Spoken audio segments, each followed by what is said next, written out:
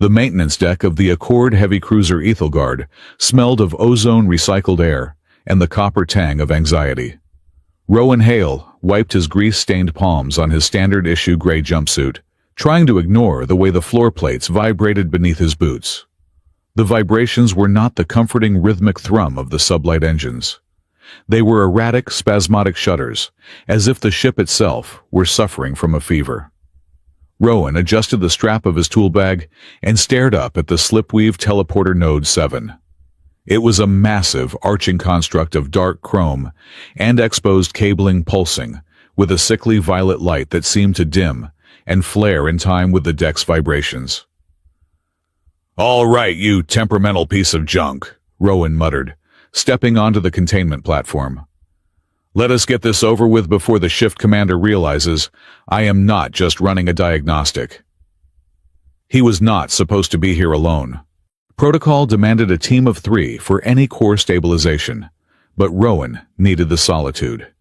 He needed the silence to focus on the ghost in the machine, the anomaly he had tracked through 3,000 lines of code. He pulled a heavy stabilizer core from his bag. It was a cylinder of dense alloy, humming with potential energy. His hands shook slightly. It was not just the caffeine from the 3 cups of stimulants he had downed in the mess hall. It was the weight of the lie he was living. On paper, Rowan Hale was a rookie technician, barely qualified to hold a hydrospanner. In reality, he was a man hunting for a ghost, looking for the brother who had vanished into a misjump 6 months ago. A misjump the Accord claimed never happened. "Stabilizer insertion in 321, Rowan whispered. He slotted the cylinder into the maintenance port. The machine did not purr. It screamed. The sound was not auditory. It was a psychic shriek that tore through the base of his skull. The violet light flared into a blinding white supernova. The gravity plating beneath his feet gave way, replaced by the sickening sensation of free fall. Rowan did not have time to scream. The universe folded in on itself, compressing his body into a single point of agonizing data, then violently expanded. Cold, then heat, then the hard impact of a floor that was definitely not the maintenance deck. Rowan gasped, his lungs fighting to inflate against a sudden change in air pressure. He scrambled to his hands and knees, his vision swimming with afterimages of purple static. The smell of ozone was gone, replaced by something richer, darker, sandalwood-polished steel, and a musk that triggered a primal alarm in his hindbrain. He blinked, clearing the tears from his eyes. He was not in engineering. The room was vast, bathed in the low, ambient hum of high-tier shielding. The walls were not the scuffed gray of the crew quarters, but paneled in a material that absorbed the light, a velvet black composite that made the room feel infinite. A wide viewport dominated the far wall, looking out into the streaks of slip space, but the shutters were currently drawn, leaving the room in a heavy shadow. And then the alarm triggered. It was not the general quarters klaxon. It was a sharp, piercing chime, a localized intrusion alert. Red emergency lights flooded the velvet darkness, turning the room into a blood-colored chamber. "Oh no," Rowan breathed. "No, no, no." He scrambled to stand his boots, slipping on the polished floor. In his right hand, he still clutched his sonic screwdriver, like a lifeline. He spun around looking for an exit and froze.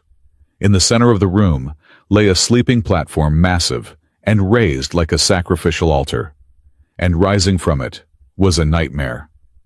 Admiral Celine Rauch did not wake up like a human. There was no grogginess, no moment of confusion. 1 second she was a silhouette beneath thermal sheets. The next, she was a vertical line of tension and violence. She wore a simple sleeping garment of gray silk that did nothing to hide the corded muscle of her shoulders or the deadly grace of her stance. She was Lupinar. Even in the dim red light, the heritage was unmistakable. Her ears, slightly pointed and tufted with silver fur, swiveled toward him. Her eyes were not human eyes. They were pools of molten gold glowing with a bioluminescent intensity that cut through the shadows. Her canines, bared in a silent snarl, were sharp enough to tear a throat out. She looked at him. She looked at the sonic screwdriver trembling in his hand. Rowan felt his heart hammering against his ribs like a trapped bird. He was a dead man. He had just teleported into the private quarters of the most feared admiral in the Accord fleet, a woman known for spacing pirates without a suit. The admiral's posture shifted. The tension remained, but the immediate threat of violence transformed into something more calculated. She tilted her head, her golden eyes narrowing. "Lost rookie."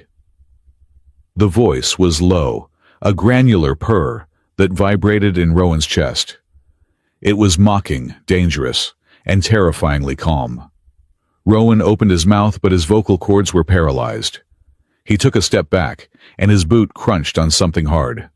He looked down. Lying on the pristine floor right next to where he had landed was a jagged piece of metal. It was smoking slightly. It must have been pulled through the slipstream with him debris from the misjump. Rowan stared at it. It was a badge. A civilian identification badge. The plastic was melted, the edges scorched black, but the holographic logo was still visible, flickering weakly in the red light. Sanctuary Colony 4. The blood drained from Rowan's face. Sanctuary 4 was a civilian shelter. It was supposed to be safe. It was supposed to be thousands of light years away from their current trajectory. Click. The sound of the door locking was louder than a gunshot. Heavy blast shields slid over the entrance, sealing them in. "System lockdown," a computerized voice announced, cool and detached. "Assassin protocol initiated. Containment active." "Assassin," Rowan squeaked. He looked back up at Celine. "Wait, no.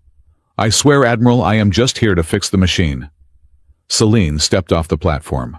She moved with a fluid silence that was unnatural for someone of her size. She was tall, towering over Rowan by at least 6 inches. She stalked toward him barefoot, the red emergency lights, casting long dancing shadows that made her look like a demon rising from the pit. "You have a weapon," Celine said, nodding at the screwdriver. Rowan looked at the tool in his hand and frantically shoved it behind his back. "It is a screwdriver, a sonic screwdriver for screwing things sonically. You bypassed 3 levels of biometric security," she continued, closing the distance. "You overrode the spatial dampeners. You materialized inside a shielded command deck." "I did not do it on purpose." Rowan backed up until his shoulder blades hit the cold metal of the wall. He was cornered.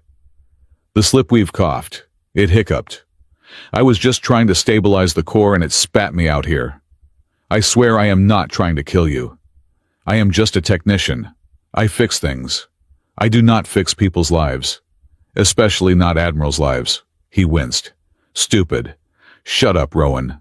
Celine stopped less than a foot away from him. The heat radiating from her body was palpable. She smelled of rain and hot iron. She raised a hand and Rowan flinched, expecting a blow. Instead, she slammed her hand against the wall beside his head. The metal groaned under the impact. Rowan stopped breathing. "Do not insult me with lies, human," she growled, her face inches from his. "I can hear your heart. It is beating 140 times a minute. That is fear." She leaned in closer. Her nose wrinkled slightly, inhaling deeply. This was the part of the orientation vid that everyone skipped, the part about Lupinar biology. They were apex predators. They did not just see you. They smelled your chemistry. They could scent cortisol adrenaline pheromones. To a Lupinar, an emotion was as loud as a shout. Rowan tried to control his panic, but it was like trying to hold back a tidal wave with a spoon. He was terrified, yes, but beneath the terror was the guilt. The secret he was keeping. The brother he was looking for. If she smelled the deception, he was finished. "You smell like grease," Celine murmured, her voice, losing some of its edge, replaced by a flicker of confusion. "Grease and cheap caffeine." She pulled back slightly, her golden eyes searching his face. "And terror. Pure, unadulterated terror." "I am in the bedroom of a wolf, Admiral," Rowan managed to choke out. "Terror seems like the appropriate response." Celine stared at him for a beat longer. Then her lip curled, not in a snarl this time, but in something that might have been a smirk or a grimace. It was hard to tell. "If you were an assassin, you would have triggered a micro-explosive by now," she said, lowering her arm. "And you would not have brought—" She glanced down at the scorched badge on the floor. "Trash with you." Before Rowan could answer, his comlink crackled to life, shattering the tension. "Hail, hail, you incompetent circuit friar!" It was Juno Kess, the chief engineer. Her voice was so loud it distorted the tiny speaker in Rowan's ear. "If you are dead, Hale, I swear to the stars, I will not write you a eulogy," Juno screamed. "I will write an invoice. Do you have any idea what you just did to my grid? The energy spike looked like a supernova inside a bottle." "Where are you?" Rowan swallowed hard, his eyes never leaving Celine's. I am with the Admiral, Chief." There was a profound silence on the other end of the line. "The Admiral," Juno's voice dropped an octave. "Admiral Rauch, yes." "Oh," Juno said. "Well, it was nice knowing you, kid. Try not to bleed on the carpet. That velvet is expensive." The blast doors hissed. Celine spun around as the heavy metal panels retracted. A squad of 6 security officers stormed in, pulse rifles raised and charged. They were dressed in full tactical armor, their faces obscured by helmets. "Secure the room!" the lead officer shouted. "Target acquired." 6 laser sights painted red dots on Rowan's chest. Rowan raised his hands slowly, the screwdriver dangling from his fingertips. "Please do not shoot. I am allergic to plasma." "Stand down." Celine's voice cracked through the room like a whip. The security team hesitated. "Admiral," the lead officer said, his weapon still trained on Rowan. "Intruder detected. Protocol dictates immediate neutralization." "I said stand down, Lieutenant," Celine said. She did not raise her voice, but the authority in it was absolute. She stepped between Rowan and the rifles, shielding him with her own body. "This is not an assassination attempt. It is a technical malfunction." Rowan blinked, staring at her back. She was protecting him. Celine turned her head slightly, shooting a glance over her shoulder at him. "Though if he calls me the Wolf Admiral again, I might execute him myself." She turned back to the guards. "Take him to the brig. Level 2 containment. I want him isolated. No one speaks to him. No one interrogates him until I arrive. Is that clear?" "Yes, Admiral," the lieutenant barked. He lowered his rifle and gestured to his men. 2 guards moved forward, grabbing Rowan by the arms and hauling him away from the wall. As they dragged him toward the door, Rowan looked back. Celine was kneeling on the floor.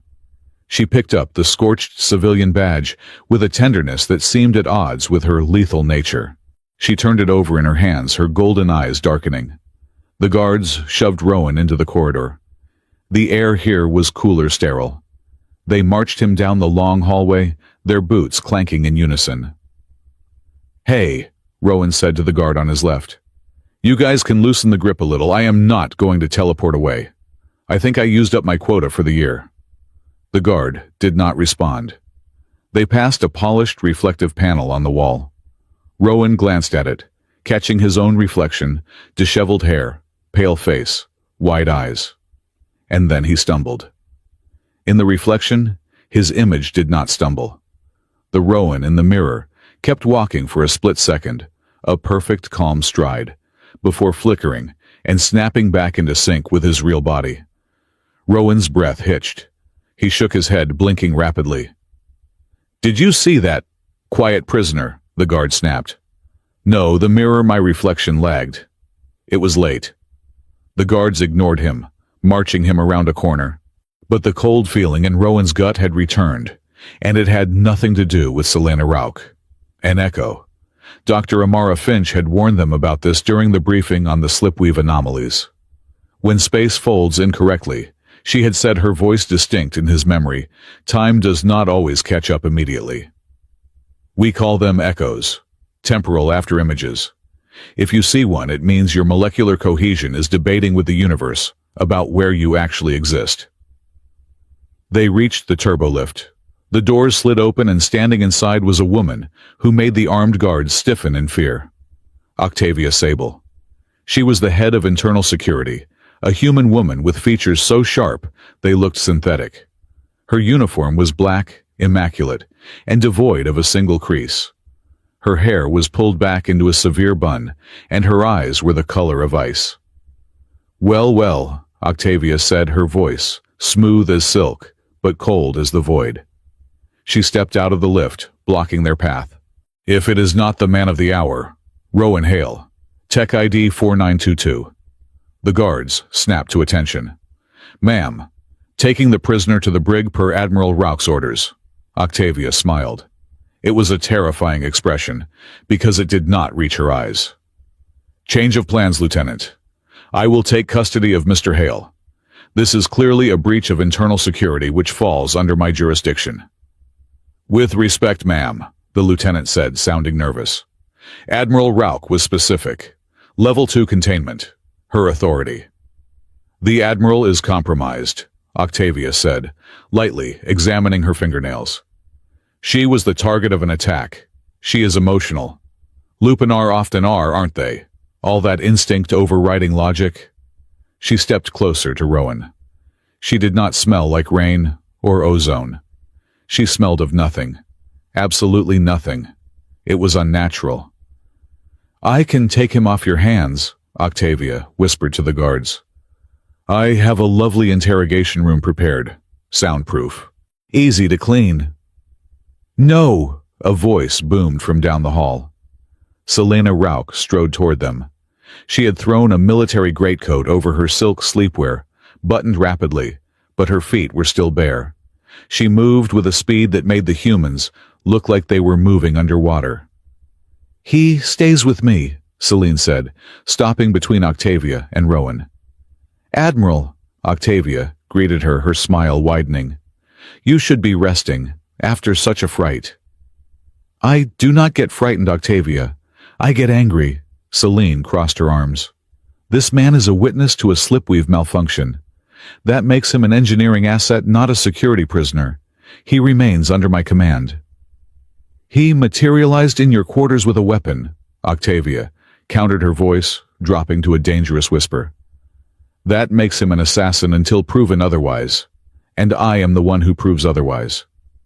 "He had a screwdriver," Celine said flatly. "Unless he planned to assemble some furniture at me aggressively. He is not a threat."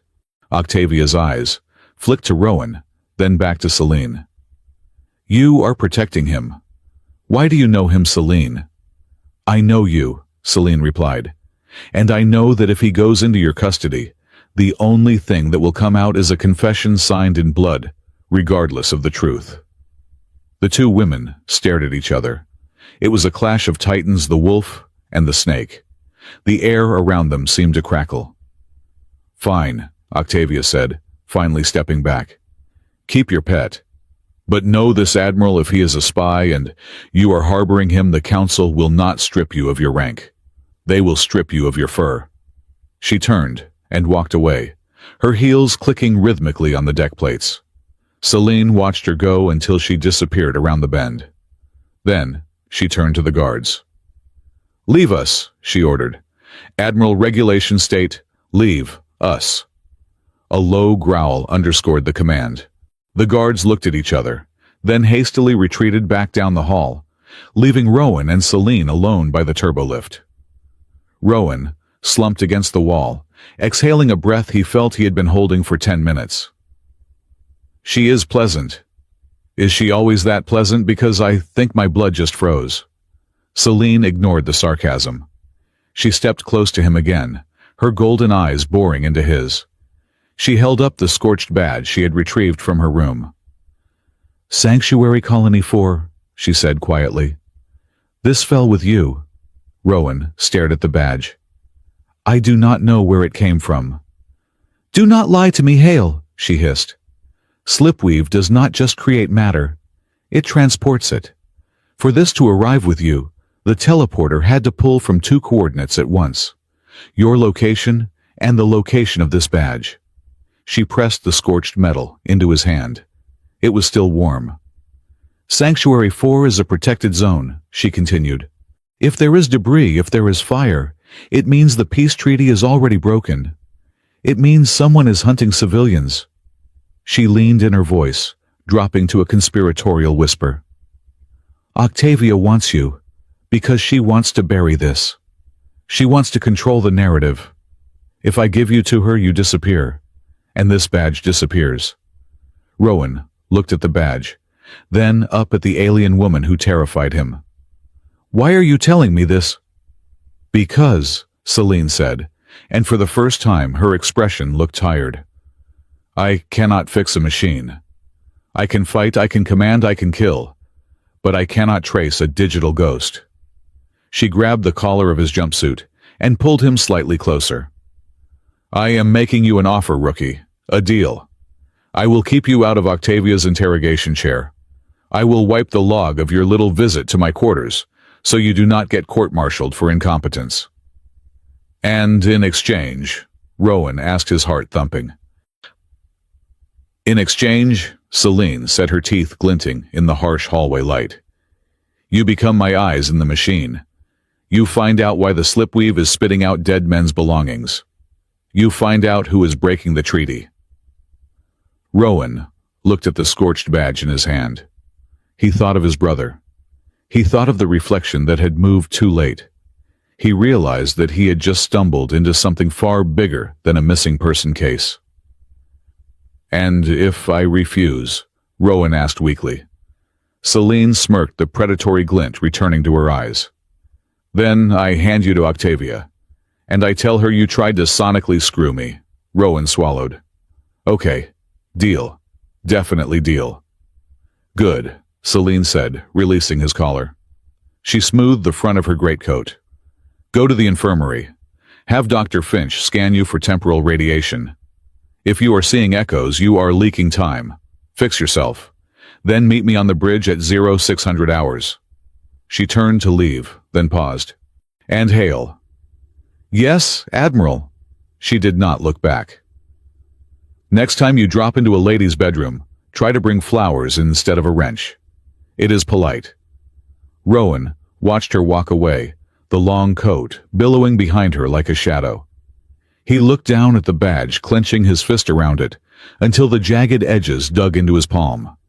The vibration in the floor was still there, subtle but constant. The ship was sick, and now he was the only doctor authorized to operate. Rowan pushed himself off the wall and headed toward the medical bay. As he walked, he kept his eyes strictly forward, refusing to look at any more mirrors. He did not want to know if his reflection was following him, or if it was staying behind to watch him go. The bio-tracker clamped around Rowan Hale's ankle with a finality that felt less like a security measure, and more like a predator's teeth sinking into bone. It was a sleek band of matte black polymer, heavy enough to be a constant reminder of his status, but light enough not to impede his running speed, should running become necessary. It monitors heart rate, adrenal output, and location down to the millimeter, the security officer said, holstering his sealing tool. He did not look Rowan in the eye. If you leave the designated zones, it delivers a paralytic shock. If you try to remove it, it delivers a lethal one. Rowan lifted his leg, inspecting the device. So it is jewelry with a bad attitude. Understood. Admiral Celine Rauch was leaning against the bulkhead near the brig's exit. She had traded her silk sleepwear for her full-duty uniform, a high-collared coat of midnight blue with silver braiding that accentuated the width of her shoulders. Her golden eyes tracked the installation of the anklet with a detachment that made Rowan's skin prickle. It is not jewelry, rookie, Celine said, her voice a low rumble that seemed to vibrate through the deck plates. It is a leash. Do not make me yank it. I have no intention of straying, Admiral, Rowan said, testing his weight on the leg. I am just thrilled to be out of the cell.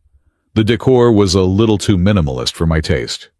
Celine pushed off the wall and gestured for him to follow. Walk. We are going to engineering. And try to keep your scent under control.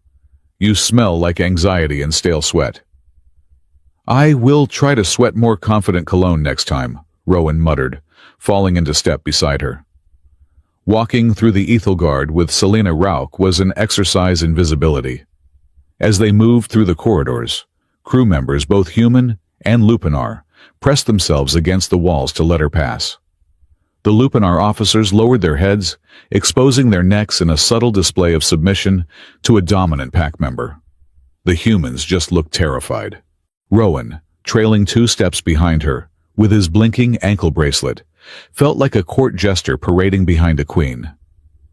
They reached the Slipweave Bay, the massive double doors sliding open to reveal the cavernous engineering deck.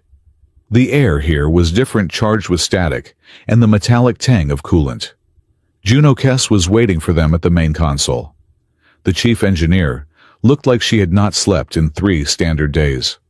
Her hair was a chaotic halo of static frizz, and she was aggressively typing on a holographic interface that looked redder and angrier by the second.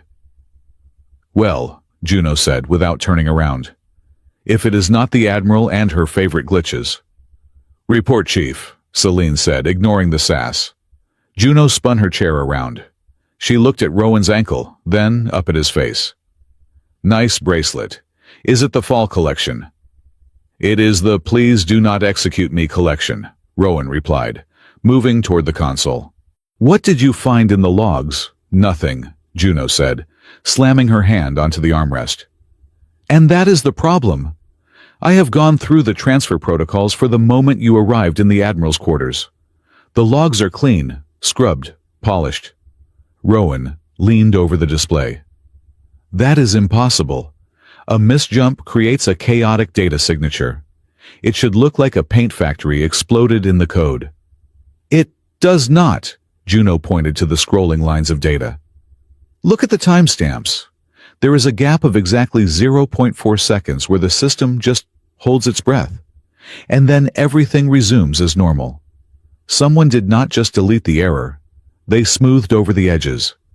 It is like someone wiping fingerprints off a glass with a brand new pair of surgical gloves." Celine leaned in, her presence looming over the 2 engineers. "Who has the clearance to do that?" "Me," Juno said flatly. "You, and the internal security override." "Octavia." Celine breathed the name like a curse. "I cannot prove it," Juno cautioned. "If I accuse internal security without a digital footprint, I will be scrubbing plasma conduits for the rest of my career. But the edits are too precise to be a glitch. A glitch is messy. This was surgical." Rowan stared at the empty space in the code. It was terrifyingly competent. "What about the physical sensors? The Slipweave Bay has motion detectors, thermal imaging." "Looped," Juno said. "For 10 minutes during the shift change last night, the cameras were playing back footage from the previous cycle. Standard heist protocol." Rowan frowned. "Shift change. That is the busiest time. Hundreds of crew moving through the decks." He looked around the bay. It was a jungle of pipes, conduits, and sub-processors. There were 1,000 places to hide, if you were small enough. "Hey, Juno," Rowan said softly. "Do you still have that pest problem, the vent crawlers?" Juno rolled her eyes. "Skrit, yeah, the little vermin is around somewhere." "Why," Rowan reached into his pocket and pulled out a ration bar, a compressed brick of synthetic chocolate, and high-calorie paste. He unwrapped the foil, the sweet artificial scent wafting through the air. Celine wrinkled her nose. "Put that away. It smells like chemical waste." Rowan ignored her. He crouched down near a ventilation grate at the base of the primary coolant tower. He tapped the metal 3 times. "Skrit," he whispered. "I have got the premium stuff. Chocolate, not the fruit mash." For a long moment, nothing happened. Then 2 glowing blue eyes appeared in the darkness behind the grate. A small, clawed hand reached out, unlatched the cover with surprising dexterity, and a creature scuttled out. Skrit was a scavenger species barely 2 feet tall, covered in mottled gray fur and grease. He wore a vest made of scrap wire and discarded circuit boards. He looked at the chocolate, then at Celine, his large ears flattening against his skull in terror. "Big wolf," Skrit squeaked, his voice like grinding gears. "Scary." "She is not hungry," Rowan promised, though he did not check with Celine first. He held out the bar. "I need to know what you saw last night. During the shift change. Right here. Skrit snatched the bar and took a massive bite, wrapper and all. He chewed frantically, his eyes darting around. Many boots. Clomp clomp. Loud. Did you see anyone mess with the console? Rowan asked. Not see, Skrit said, swallowing. Smell. Or not smell. Celine stepped forward, her interest piqued. Explain. Skrit cowered slightly but kept eating. Usually crew smell like sweat, oil, food, fear. But one walked in. Tall, dark suit. Went to the brain box. He pointed a sticky finger at the main console. That one had no smell. Like air. Like nothing. Empty space. Rowan looked up at Celine. No smell. Celine's expression darkened.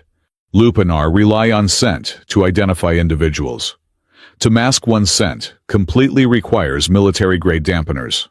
Or a suit designed specifically to fool you, Rowan finished. Octavia is the head of internal security. If anyone has access to biomasking tech, it is her. The scentless one, Skrit whispered. Put a stick in the brain box, then left. A stick? Juno asked. A data drive. Skrit nodded vigorously, finishing the last of the chocolate. Then the machine coughed, and the boy fell out. He pointed at Rowan. Funny. Hilarious, Rowan said, standing up. Thanks, Skrit. The creature vanished back into the vent before Celine could ask anything else. A physical override, Juno mused. That explains why the remote logs are clean. If she plugged directly into the core, she could bypass the network safeguards. Celine turned on her heel, her coat flaring. We need to move. If she planted a physical tap, it might still be transmitting. Wait, Rowan said, catching up to her. If we just rip it out, she will know we found it. We need to see what it is doing first. Celine stopped and looked down at him. You want to leave a saboteur's device in my ship's heart? I want to catch the saboteur, Rowan corrected. If we interrupt the signal, she goes to ground. If we let it run, maybe we can trace where the data is going. Celine studied him for a long moment. Risky, but tactical. She started walking again. Come, we need to eat, and then we plan. The mess hall of the Ethelgard was a cavernous space divided into two sections. One side served the standard nutrient paste and reconstituted proteins for the human crew. The other side served raw cuts and high-protein density slabs for the Lupinar. When Celine walked in with Rowan trailing behind her, the conversation in the room died instantly. It was like someone had cut the power to the audio systems. 300 heads turned. Celine walked straight to the Lupinar line, grabbed a tray, and accepted a slab of red meat that made Rowan's stomach turn just looking at it. She then moved to the human line, grabbed a bowl of stew, and shoved it onto Rowan's tray. Eat, she ordered. You are burning calories just by shivering. She led him to a table in the center of the room, the officer's territory. As they sat, Rowan could feel the weight of the stairs. Specifically, the stares of the Lupinar officers at the adjacent tables. They were sniffing the air, their ears twitching. They are judging me, Rowan whispered, picking up his spoon. They are wondering why the Alpha brought a pet to the table. They are wondering why I brought a liar to the table, Celine corrected, cutting her meat with a knife that looked dangerously sharp. In Lupinar culture, deception is a physical stain. We call it mud tongue. When you lie, your pheromones shift. It creates a dissonance in the pack scent. It is considered unhygienic. Rowan paused. Unhygienic like not washing your hands. Like carrying a contagion, Celine said, skewering a piece of meat. A pack survives on absolute trust. If one wolf lies about the location of prey or the strength of the enemy, the pack starves or dies. So we evolved to detest it. To us, a liar is worse than a coward. A liar is a cancer. Rowan looked down at his stew. Humanity did not have that luxury. We did not evolve as a pack of apex predators. We were the prey. Sometimes lying is the only way a small thing survives a big thing. We lie to hide. We lie to protect feelings. We lie to keep hope alive when the math says we should be dead. Celine stopped chewing. She looked at him, her golden eyes unblinking. Is that what you are doing, Rowan Hale, lying to survive? I am sitting across from a woman who could snap my spine with one hand, Rowan said, meeting her gaze. I am absolutely curating my truth to ensure I see tomorrow morning. A low rumble started in Celine's chest. It took Rowan a second to realize she was chuckling. You have a spine at least, she said. That is something. A shadow fell over their table. Lieutenant Vargas, a massive lupanar, with a scar running through his left eye, stood over them. He sniffed loudly in Rowan's direction. Admiral, Vargas rumbled. The air is stale here. Perhaps the human would prefer to eat in the maintenance shafts, with the other rats. Rowan felt the adrenaline spike. The bio-tracker on his ankle buzzed a warning. Celine did not look up from her meal. Lieutenant Vargas, I was not aware you had been promoted to sanitation officer. I speak only for the honor of the mess, Admiral. Vargas growled, his eyes locked on Rowan. He smells of fear and deception. It ruins the appetite. Rowan slowly put down his spoon. He looked up at the towering wolfman. I am not as tasty as I look, big guy, Rowan said, his voice trembling only slightly. High cholesterol. Lots of preservatives. Vargas bared his teeth. And, Celine said, her voice slicing through the tension like a razor, I hate sweets. She looked up then. The gold in her eyes flared. Sit down, Vargas, or I will have you reassigned to a listening post so far out in the void, you will forget what fresh meat smells like. Vargas hesitated, his ears flattening. He gave a stiff nod to Celine, glared once more at Rowan, and retreated to his table. Rowan exhaled. Thanks, I think. Do not thank me, Celine said, returning to her meal. He was right. You do smell like fear. Fix it. After the meal, Celine ordered Rowan to report to the medical bay for his mandatory temporal scan, while she went to see Dr. Amara Finch. Dr. Finch's office was a sanctuary of soft lighting and old paper books, a stark contrast to the chrome and steel of the rest of the ship. Finch was a human woman in her 50s, with kind eyes and a mind that could dissect a psyche faster than a laser scalpel. He is stable, Finch said, pouring tea into 2 porcelain cups. Physically at least. But the temporal radiation in his cells is elevated. He is definitely a conduit, Celine. Celine paced the small room, her hands clasped behind her back. He is useful. He sees things in the code that my engineers miss. Is that all he is? Finch asked gently. Useful. Celine stopped pacing. What are you implying, Doctor? I am observing, Finch said, taking a sip of tea. You are protecting him with a ferocity that exceeds standard protocol. You stood between him and Octavia. You humiliated Lieutenant Vargas for him. He is a witness, Celine said stiffly, and he is under my protection. Celine, Finch put the cup down. You have been carrying the weight of this fleet alone for 5 years. You are surrounded by soldiers who fear you and politicians who want to use you. And suddenly, a man falls from the sky, a man who is not afraid to sass you, who looks at you not as a weapon, but as a person. Be careful. Are you protecting the peace? Or are you protecting someone who makes you feel easy to breathe around? Celine turned to the window, staring out at the streaks of starlight. I do not need someone to help me breathe, Amara. I need someone to help me stop the suffocation of this alliance. If Rowan Hale can help me do that, I will keep him alive. That is all. If you say so, Finch murmured. But be warned, Octavia knows how to hunt too, and she does not hunt with claws. She hunts with doubts. While Celine was with the doctor, Rowan was intercepted. He had just finished his scan and was heading back to the lift, when 2 security officers in black uniforms stepped out of the shadows. They did not draw weapons, but they blocked the corridor effectively. Mr. Hale, one of them said, Director Sable requests a moment of your time. I am due on the bridge, Rowan lied. It will only take a moment. She has tea. Rowan knew he had no choice. He followed them to the internal security sector. The lighting here was harsher white and clinical. Octavia Sable was sitting behind a glass desk that seemed to float in the center of her office. The room was soundproof. The hum of the ship vanished the moment the door sealed. "Rowan," she said, gesturing to a chair. "Please, sit. Chamomile. Or do you prefer something stronger?" "I am fine standing," Rowan said. Octavia smiled. It was the smile of a shark contemplating a seal. "Suit yourself. I wanted to apologize for our earlier encounter. I was zealous. The security of the fleet is a heavy burden."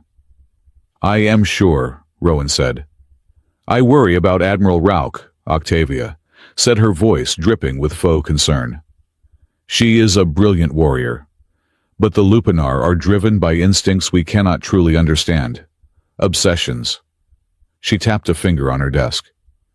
"They are excellent hunters. When they catch a scent, they pursue it until the end. But sometimes they play with their prey before they kill it. Has she told you why she kept you?" "Because I can fix the slipweave," Rowan said. "Oh, please. We have 1,000 technicians," Octavia laughed softly. "No. She kept you because she smells something on you. A secret. A weakness. Lupinar are drawn to weakness. She is not keeping you safe, Rowan. She is keeping you for herself. Like a shiny toy found in the dirt." Rowan felt a cold knot in his stomach. "The Admiral has been nothing but honorable." "Honor is a wolf's word for pride," Octavia said. "Ask yourself, why does she need you to investigate? Why isolate you from the rest of the crew? Maybe she wants to find the saboteur. Or maybe she is the one sabotaging the peace, and she needs a human scapegoat to pin it on when the time comes." She let that hang in the air. "Think about it," Octavia whispered. "If you ever want to come to the side that values humanity over instinct, my door is open." Rowan turned and walked out. He kept his face neutral, but his hands were shaking. Octavia was good. She knew exactly where to place the wedge. Rowan found Celine back in engineering. He didn't mention the meeting with Octavia. He didn't want to see how Celine would react or, worse, see if Octavia was right. "I matched the badge," Rowan said, throwing the scorched piece of metal onto the workbench. He pulled up a holographic map. "Sanctuary Colony 4. It was hit 12 hours ago. A raid. No survivors reported yet." Celine stared at the map. "12 hours ago, but you arrived with the badge 10 hours ago." "Exactly," Rowan said. "The timing is too close. The misjump didn't just pull me from the maintenance deck. It pulled debris from a raid that was happening light years away. Simultaneous connection." "The slipweave connects 2 points," Celine said. "Point A, the ship. Point B, the target destination. Where does the raid fit in?" "Point C," Rowan said. "A triangular connection. Someone is using the slipweave network to beam the coordinates of these shelters to a third party. The misjumps are not errors. They are data packets. The system hiccups because it is handling a massive encrypted upload during the transfer." "So the raiders get the location," Celine said, her voice cold. "And they attack." "And the machine," Rowan said, pacing. "It feels guilty." Celine looked at him. "Machines do not feel guilt." "This one does. Or rather, the safety protocols are trying to reject the foreign command. That is why it spits things out. It is trying to show us what is happening. It is vomiting up the evidence." "Prove it," Celine said. Rowan grabbed a standard cargo crate. He emptied it of tools. "We send this. Empty. Targeted for the nearest relay station. But we watch the buffer. If I am right, the override will kick in to piggyback on the signal." "Do it," Celine ordered. Rowan initiated the sequence. The slipweave hummed the violet light building. The crate dissolved into a stream of particles. The console flashed red. The familiar shutter ran through the deck. Error. Matter displacement detected. The teleporter whined and then crack. The light faded. The crate was gone. But sitting on the teleport pad was something small and metallic. Celine walked onto the platform. She knelt and picked it up. It was a bullet. A heavy caliber slug mushroomed from impact. And it was hot. Smoking hot. She hissed, dropping it. It is fresh. It came from a battlefield, Rowan said, his voice hollow. Somewhere out there right now, people are shooting. And the machine just intercepted a round. Celine looked at the bullet, then at Rowan. The doubt Octavia had planted in his mind wavered. Celine's anger was real. The heat coming off her was not manipulation. It was rage. "They are using my ship to kill innocents," she snarled. "We are going to the tactical room. Now!" The tactical room was the nerve center of the Ethelgard. A massive holographic globe dominated the center, surrounded by tiered walkways, where officers monitored the fleet. When Celine entered the room, went silent. She walked to the central podium, Rowan trailing her like a shadow. "Admiral on deck!" an officer shouted. "At ease!" Celine barked. "Clear the central display. I want a full overlay of the Slipweave relay network and the recent colony attacks." Admiral, a senior tactician, a human named Commander Vance, stepped forward. "We are not authorized to access the colony data. That is under internal security's jurisdiction." "I am the admiral of this fleet," Celine said, her voice dangerously calm. "My jurisdiction is the void and everything that breathes in it. Do it." Vance hesitated, then nodded. The map populated. Red dots appeared at attack sites. "Now," Celine said, turning to Rowan. "Show them." Rowan stepped up to the console. He felt the eyes of 20 veteran officers on him. He was a tech with grease under his fingernails and a tracking anklet. He didn't belong here. He looked at Celine. She gave him a microscopic nod. "Speak." Rowan took a breath. "If you overlay the trajectory of the Ethelgard's jumps over the last month with these attack times, look." He typed in the commands. Blue lines connected the ship's path to the red dots. "Every time we use the slipweave," Rowan said, his voice gaining strength, "a colony was hit within 6 hours. We are not just a transport ship. We are the broadcasting tower. Someone is using our jump signature to mask the transmission of the coordinates. To the enemy, it looks like background static. To the raiders, it is a map." A murmur went through the room. "This implies treason from the highest levels," Commander Vance whispered. "It implies that someone wants the Accord to fail," Celine said. "Someone who thinks peace makes us weak." She looked around the room. "From this moment, no jump is authorized without my personal code. And Mr. Hale is to be given full access to the tactical logs. He is my proxy in this investigation. Anyone who blocks him answers to me." Rowan felt a flush of heat. It was validation. He wasn't just a pet. He was a partner. But as he looked at the map at the red dots, signifying death and destruction, the warmth turned to ice. Later, the ship cycle dimmed to night mode. The corridors were quiet. Rowan and Celine stood on the observation deck, looking out at the stars. The silence between them was heavy, but not uncomfortable. "You did well today," Celine said. She did not look at him. She watched the stars. "I just pointed at the dots," Rowan said. "You saw the pattern. My officers see only targets and threats. They do not see the connections." She turned to him. "Why are you really here, Rowan?" Rowan gripped the railing. The question hung in the air. He could lie. He could give her the duty and honor speech, but he remembered the mess hall. Lying dirties the pack. "My brother," Rowan said softly. "Elias. He was a terraformer. He was on a transport ship 6 months ago. The Horizon's Edge." Celine stiffened. The Horizon's Edge was lost to a navigational error. All hands presumed dead. "It was a misjump," Rowan said. "I saw the preliminary report before it was redacted. The slipweave malfunctioned. But the ship didn't just crash. It vanished. Like the crate today. I think he was sent somewhere. Or taken." He looked at her, his eyes burning. "I joined the fleet to find the glitch that took him.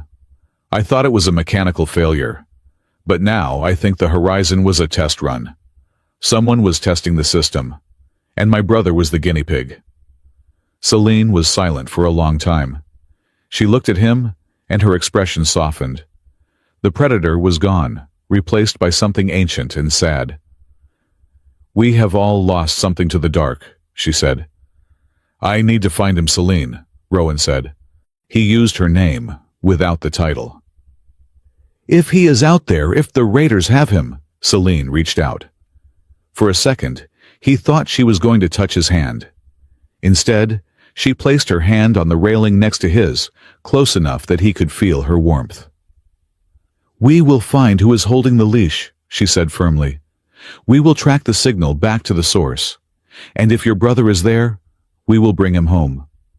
She turned her head, her golden eyes locking onto his. "But Rowan," she said, her voice dropping to a warning growl, "do not run ahead of me. If you go rogue, if you let your emotions blind you, you will die. And I do not want to write that paperwork." "Understood," Rowan said. "Good." She pushed off the railing. "Get some sleep, rookie. Tomorrow we hunt." Rowan watched her leave. He felt a strange mixture of relief and terror. He had told her the truth, and she hadn't eaten him. She had joined his pack. But as he walked back to his quarters, he passed a reflective panel. He stopped. His reflection was standing there staring back at him. But the reflection wasn't wearing the tracking anklet. And the reflection was crying. Rowan blinked, and the image snapped back to normal. The echoes were getting stronger. The universe was screaming at him. And he was starting to suspect that the slipweave wasn't just coughing up secrets. It was counting down. The headache began 20 minutes before the jump cycle initiated. It was not a normal ache. It did not throb behind the eyes or tighten the band of muscle around the skull. Instead, it felt as though someone had inserted a thin, cold needle directly into the center of Rowan Hale's brain and was gently twisting it to a frequency that human ears were not designed to hear. Rowan gripped the railing of the maintenance gantry, his knuckles turning white. Below him, the slipweave core was waking up. The violet light pulsed with a rhythmic breathing cadence, but to Rowan, it sounded like a choir of screaming voices trapped under a mile of ice. "Coordinates," he whispered the word, slipping out before he could stop it. "Sector 7, Vector 9. The gravity well is unstable." "What was that, Hale?" Rowan snapped his head up. Juno Kess was standing on the opposite side of the console, her tablet illuminating her face with a harsh blue glow. "Nothing," Rowan said, rubbing his temples. "Just talking to the machine, trying to convince it to behave." "It is a quantum displacement engine, not a golden retriever," Juno muttered, tapping her screen. "Although it sheds about as much radiation. We are green for the test cycle. Keep your eyes on the flux capacitors. If they spike above 5%, we abort." Rowan nodded, but the voice in his head was getting louder. It was not his voice. It was a chaotic overlap of sounds: a woman crying, a man shouting orders, the static hiss of a dying radio. And through it all, a string of numbers repeated like a mantra. 0, 4, 9, descent, 0, 4, 9. The core flared. The violet light expanded, filling the engineering bay. The familiar sensation of the universe holding its breath washed over them. And then, for a split second, Rowan was not on the gantry. He was standing in a field of burning snow. The sky was a bruised purple. A massive, jagged structure loomed in the distance, tearing the clouds apart. He could smell sulfur and charred meat. He could feel the biting cold on his skin despite his jumpsuit. "Help us." The whisper was right against his ear. "Rowan." The reality of the ship snapped back into place with the violence of a rubber band breaking. Rowan stumbled, grabbing the console to keep from falling over the railing. He was gasping for air, sweat drenching his back. The core was humming peacefully. The cycle had completed without an error. "Data transfer complete," the automated system announced. "No anomalies detected." "No anomalies," Rowan wheezed. "Are you kidding me?" Juno was staring at him, her expression shifting from annoyance to concern. "You look like you just saw a ghost, kid. Your heart rate monitor is pinging off the charts." I did not see a ghost, Rowan said, his voice shaking. I heard one. Dr. Amara Finch adjusted the bioscanner, her face bathed in the soft, warm light of the medical bay. She studied the holographic projection of Rowan's neural pathways, which looked less like a healthy brain and more like a map of a city during a lightning storm. Celine Rauch stood in the corner, her arms crossed, her presence filling the room like a pressurized storm front. She had not spoken since she dragged Rowan down here. It is fascinating, Dr. Finch said softly, and terrifying. Give me the tactical assessment, Doctor, Celine said. Is he compromised? He is crowded, Finch corrected. She pointed to a cluster of bright red synapses, firing in Rowan's temporal lobe. The slipweave technology works by entangling matter with a specific coordinate in space-time. Usually the buffer protects the biological mind from the space between. But Rowan has been exposed to a raw misjump, and now he is acting as a receiver. Rowan sat on the edge of the biobed, his legs dangling. A receiver for what radio stations? Because the playlist is terrible. Memories, Finch said, looking at him with deep sympathy. Echoes. When the slipweave misfires or when it is tampered with, it does not just displace matter. It shears off fragments of the local reality, sounds, images, emotions. They are floating in the quantum foam, and you, Rowan, are pulling them in. The coordinates I heard, Rowan said, rubbing his eyes. Sector 7. Is that real? We checked, Celine said, her voice grim. It is a debris field near the outer rim. A convoy was ambushed there 3 days ago. No survivors. The silence in the room was heavy. Rowan felt a chill that had nothing to do with the temperature. So I am hallucinating dead people, Rowan said. You are remembering them, Finch corrected. These memories do not belong to you, but your brain is processing them as if they were your own. That is the danger. If the signal gets too strong, it could overwrite your own personality. You could lose yourself in the echo. Celine stepped forward, her boots clicking sharply on the floor. She stopped in front of Rowan, forcing him to look up at her. Can he still work? She asked. Celine, Finch warned. He is risking permanent neural damage. Can he work? Celine repeated, her eyes locked on Rowan. Rowan looked into those golden eyes. He saw the calculation there, but he also saw the desperation. She needed him. The fleet was blind, and he was the only one who could hear the walls talking. I can work, Rowan said. Just keep some aspirin handy. Celine nodded once. Good, because we are not done. Get up, Hale. We are going to the training deck. The training deck, Rowan slid off the bed, stumbling slightly. I thought I was the tech guy. Tech guys belong in chairs. If you are going to be hunting monsters with me, Celine said, turning for the door, I need to know if you can run, or if I need to carry you. The training deck was a stark, brutalist chamber of gray mats and impact-resistant walls. The air smelled of ozone and recycled sweat. It was empty, save for a few training drones hovering silently near the ceiling. Celine stripped off her heavy admiral's coat, revealing a sleeveless undershirt that clung to her frame. The muscles in her arms shifted like coiled steel cables. She kicked off her boots, standing barefoot on the mats. Rule 1 of survival, Celine said, pacing in a slow circle. Assume everyone wants to kill you, because eventually they will. Rowan stood awkwardly, near the edge of the mat, still in his jumpsuit. I am pretty good at running away. It is my signature move.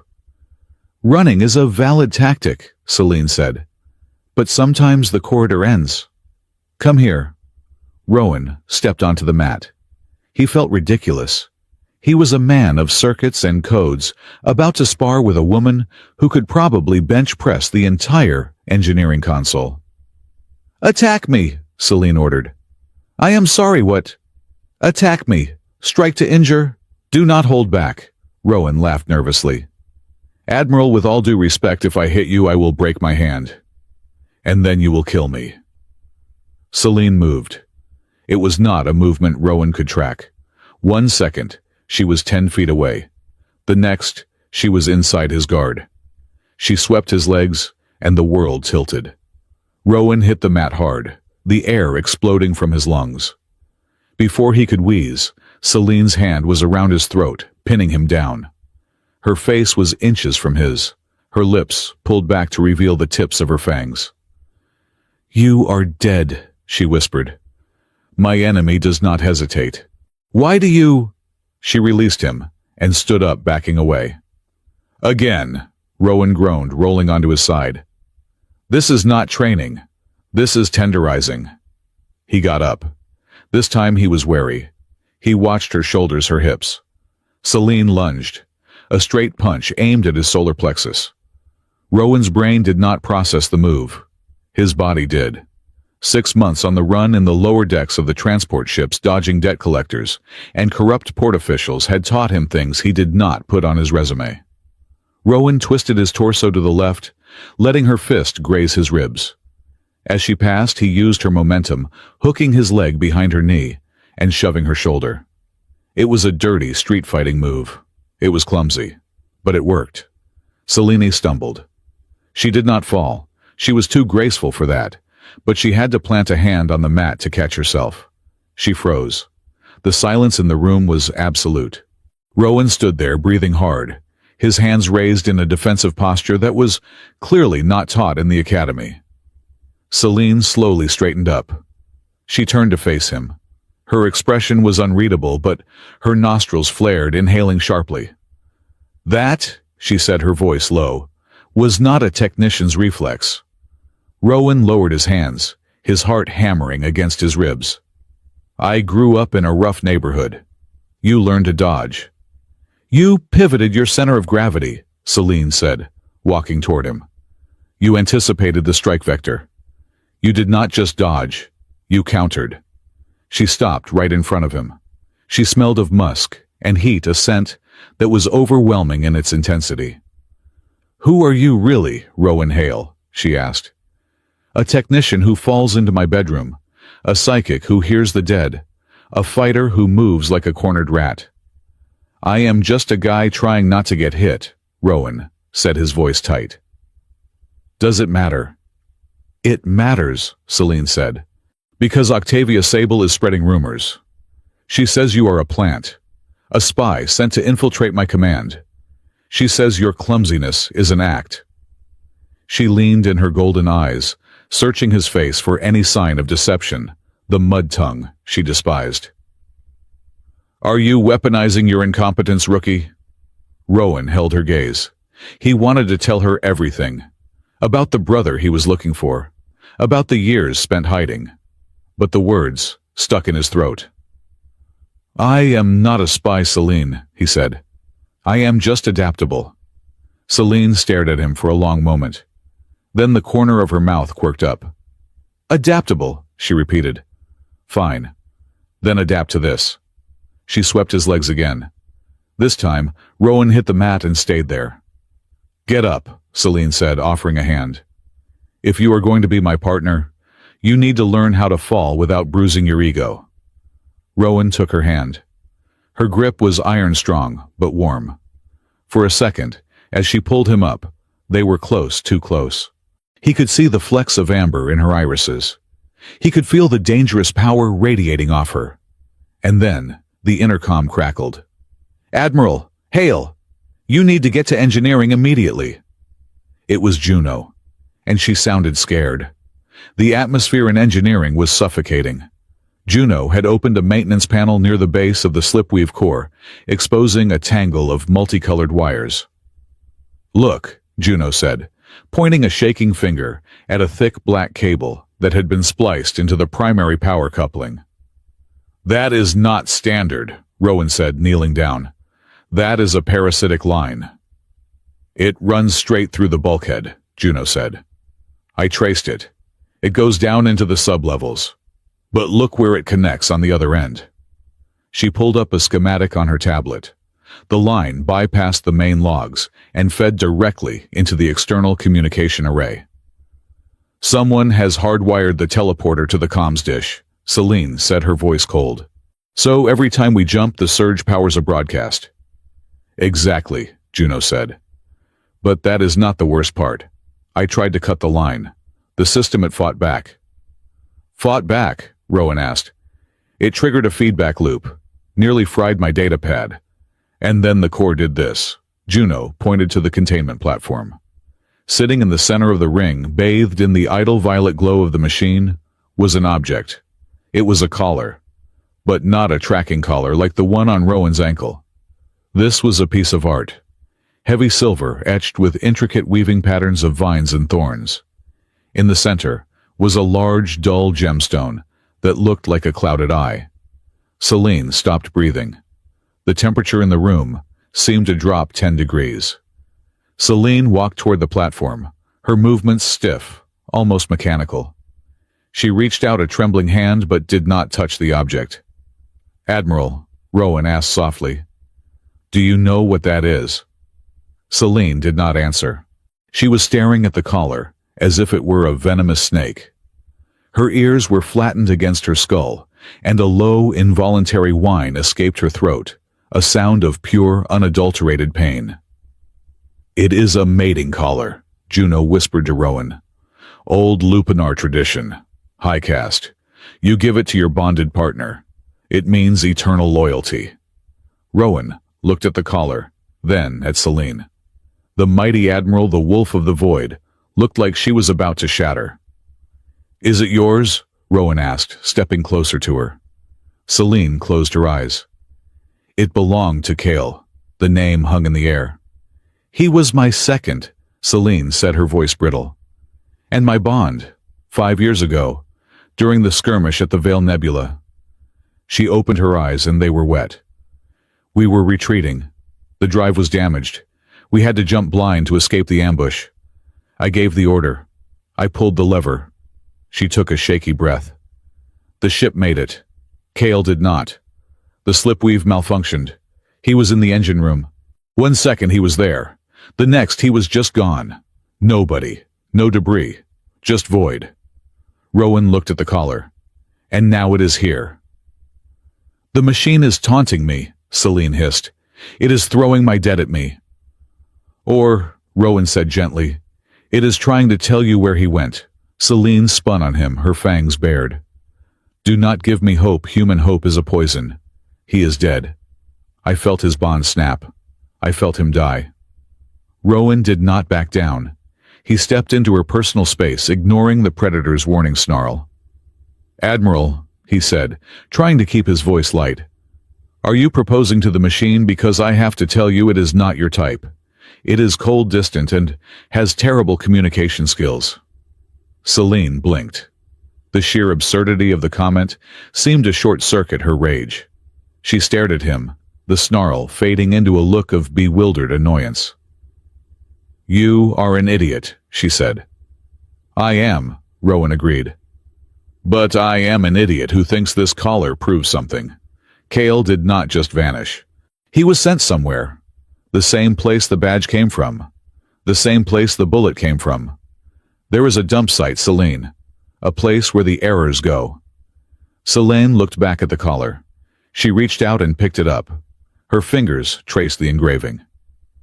If he is alive, she whispered. The thought was terrifying to her. To hope meant to risk losing him twice. We need to find out where this cable goes, Rowan said, steering the conversation back to the mission. Juno said it goes to the sublevels. But where? There is a blind spot, Juno said, tapping her screen. Sector 99. It is an old auxiliary buffer room, sealed off during the retrofit 10 years ago. It is not on the official deck plans anymore. Skrit knows where it is, Rowan said. Celine clipped the silver collar to her belt. She stood tall, the mask of the Admiral, sliding back into place. But her eyes were different now. The ice had cracked. Then find the rat, Celine ordered. We are going hunting. The corridors of the sublevels were dark, narrow, and smelled of stagnant water. This was the guts of the ship, the places where the automated scrubbers rarely went. Skrit moved ahead of them, a small, gray shadow, scurrying along the pipes. Rowan and Celine followed their flashlights, cutting through the gloom. "Rumors are spreading," Celine said quietly as they walked. "Octavia has been busy. Half the crew thinks you are a saboteur. The other half thinks you are my pet." "Pet is better than saboteur," Rowan said. "Better food." "They are saying I am compromised," Celine continued, "that my judgment is clouded by affection." Rowan tripped over a loose grate. He caught himself. "Affection for me? Have they seen us together? You threaten to execute me twice a day." "That is how Lupinar show affection," Celine said dryly. Rowan looked at her. He couldn't tell if she was joking. In the dim light, her profile was sharp, beautiful, and alien. He felt a strange pull in his chest, the same pull he felt when the echoes whispered. But this was real. "We are here," Skrit squeaked, stopping in front of a heavy, rusted blast door. "Bad place. Cold place. Whispers inside." Skrit refused to go further. He scurried away into the darkness. The door had no electronic lock. It was a manual wheel sealed with years of grime. "Together," Celine said. They grabbed the wheel. Celine's strength was immense, but the mechanism groaned in protest. Rowan put his back into it, straining until his muscles burned. Slowly, with a screech of tearing metal, the door turned. They pushed it open. The room beyond was not dark. It was lit by a swirling, chaotic fog of white light. The buffer. It was a cavernous space filled with rows of towering server banks, but the air was thick with static. And floating in the center of the room were shapes. "By the stars," Celine breathed. They were frozen in midair, ghostly, translucent figures, like three-dimensional photographs made of smoke. There was a crate of ammunition, a piece of hull plating, a rifle, and people. They were not moving. They were frozen in moments of terror or confusion. A woman reaching for a door that wasn't there. A soldier shouting a warning. "They are echoes," Rowan whispered, stepping into the room. The static made the hair on his arms stand up. "This is where the system stores the data before it rematerializes it." But these were never rematerialized. They were deleted. He walked through the gallery of ghosts. It was a graveyard of errors. "Celine," Rowan called out, his voice trembling. "Look." Celine walked over to where he was standing. She followed his gaze. Floating near the back of the room was a figure. It was a man in a gray jumpsuit. He had messy dark hair. He was holding a sonic screwdriver. He looked terrified. It was Rowan. But it wasn't a reflection. This Rowan was looking in a different direction. He looked older, tired. There was a scar on his cheek that the real Rowan didn't have. "What is this?" Celine asked, reaching out but stopping short of touching the ghost. "It is me," Rowan said, feeling bile rise in his throat. "But it is not me. It is an echo. A version of me that did not make it. Or a version of you that is waiting to happen," a voice said. They spun around. The door slammed shut behind them. The wheel spun, locking them in. "Octavia!" Celine growled. The intercom in the room crackled. "I warned you, Admiral." Octavia. Sable's voice was smooth, triumphant. "I told you he was dangerous. Look at him. He is glitching. He is not even real." "Let us out, Octavia!" Celine shouted. "I cannot do that," Octavia said. "You have stumbled into a sensitive area. This is the trash compactor, essentially, where we keep the mistakes." The server banks around them began to hum. The white fog grew brighter. The static turned into a high-pitched whine.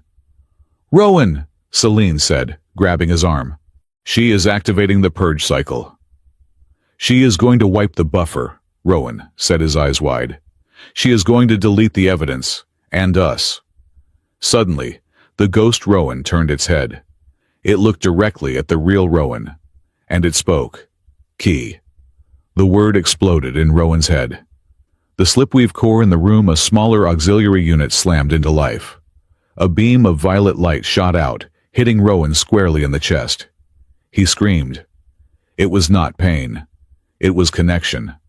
His mind was ripped open. He could feel the entire network. He could see the data streams. He could see the coordinates of every raid, every misjump, every stolen life. He was the key. His unique biosignature, altered by his arrival, was the only thing that could unlock the encrypted logs. "He is accessing the network," Octavia's voice lost its composure. "Stop him! Overload the core!" The hum intensified. Arcs of electricity began to jump from the servers to Rowan. He convulsed, his back arching. "Rowan!" Celine grabbed him, trying to pull him away, but the energy burned her hands. I have it!" Rowan gasped, his eyes glowing with the same violet light as the machine. "I can see the source. I can see Elias. I can see Kale." "Let go!" Celine shouted. "It is killing you." "If I let go, we lose the data," Rowan gritted out through clenched teeth. "We lose the proof." "Admiral," Octavia's voice cut in. "If you do not cut the hardline, he will fry the entire system. And himself. You have a choice. Save your pet or save the fleet's navigation grid." Celine looked at the emergency cutoff switch on the wall. It was 10 feet away. Then she looked at Rowan. He was shaking violently, blood trickling from his nose. The ghost Rowan was fading, being consumed by the energy. "Celine," Rowan whispered. "I can hold it. Just a little longer." "No," Celine said. She did not run to the switch. She did not run to Octavia. She grabbed the silver collar from her belt, and she slammed it onto the console next to Rowan. Metal met metal. The silver acted as a lightning rod. "Take it!" she roared at the machine. "You want a connection? Take this!" The energy arc snapped away from Rowan and struck the collar. The gemstone in the center exploded. The feedback loop shattered. The auxiliary core whined and powered down. The white fog dissipated. Rowan collapsed, falling into Celine's arms. He was smoking, unconscious. The room plunged into darkness, save for the emergency red lights. "You fool!" Octavia's voice whispered over the intercom. "You just destroyed the only link to the truth." Celine held Rowan's limp body against her chest. She could feel his heart beating weak, fluttering, but there. She looked up at the camera in the corner of the room. Her golden eyes were burning with a cold, terrifying fire. "I did not destroy the link, Octavia," Celine snarled. "I just saved the witness. And now I am coming for you." She lifted Rowan effortlessly in her arms. He was light. But the weight of what had just happened settled on her shoulders like a mountain. She had chosen him. She had chosen the living over the dead. She had sacrificed the chance to find Kale to save Rowan. The choice was made. Rowan groaned, his head lolling against her shoulder. "Did we win? Sleep, rookie," Celine whispered, pressing her cheek against his soot-stained hair. "The hunt is just beginning." The blast doors of the auxiliary buffer room hissed open, not with the smooth hydraulic sigh of a functioning ship, but with the grinding screech of metal forcing its way past safety locks. The red emergency light strobed, turning the smoke-filled chamber into a disorienting kaleidoscope of crimson and shadow. Celine Rauch stood amidst the fading ozone of the destroyed mating collar, her chest heaving, Rowan Hale's unconscious body draped across her arms like a broken marionette. "Admiral Celine Rauch," a voice, amplified by a helmet vocoder, boomed from the corridor. "Step away from the saboteur. You are under arrest for the destruction of vital military intelligence and aiding a known traitor."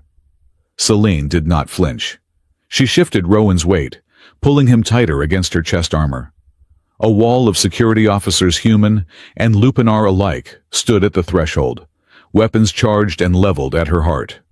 Behind them, Octavia Sable stepped into the red light. She looked immaculate, her black uniform absorbing the glare, a datapad resting casually in her hand. "A pity," Octavia said, her voice smooth, cutting through the tension. "To see a wolf of your stature brought down by sentimentality. You fried the buffer logs to save him, didn't you? You chose a pet over the fleet." "I chose a witness over a cover-up," Celine snarled, the sound vibrating deep in her throat. Semantics, Octavia waved a hand. Take the prisoner to Isolation Ward 4, and take the Admiral to the brig. It seems we need a new commanding officer.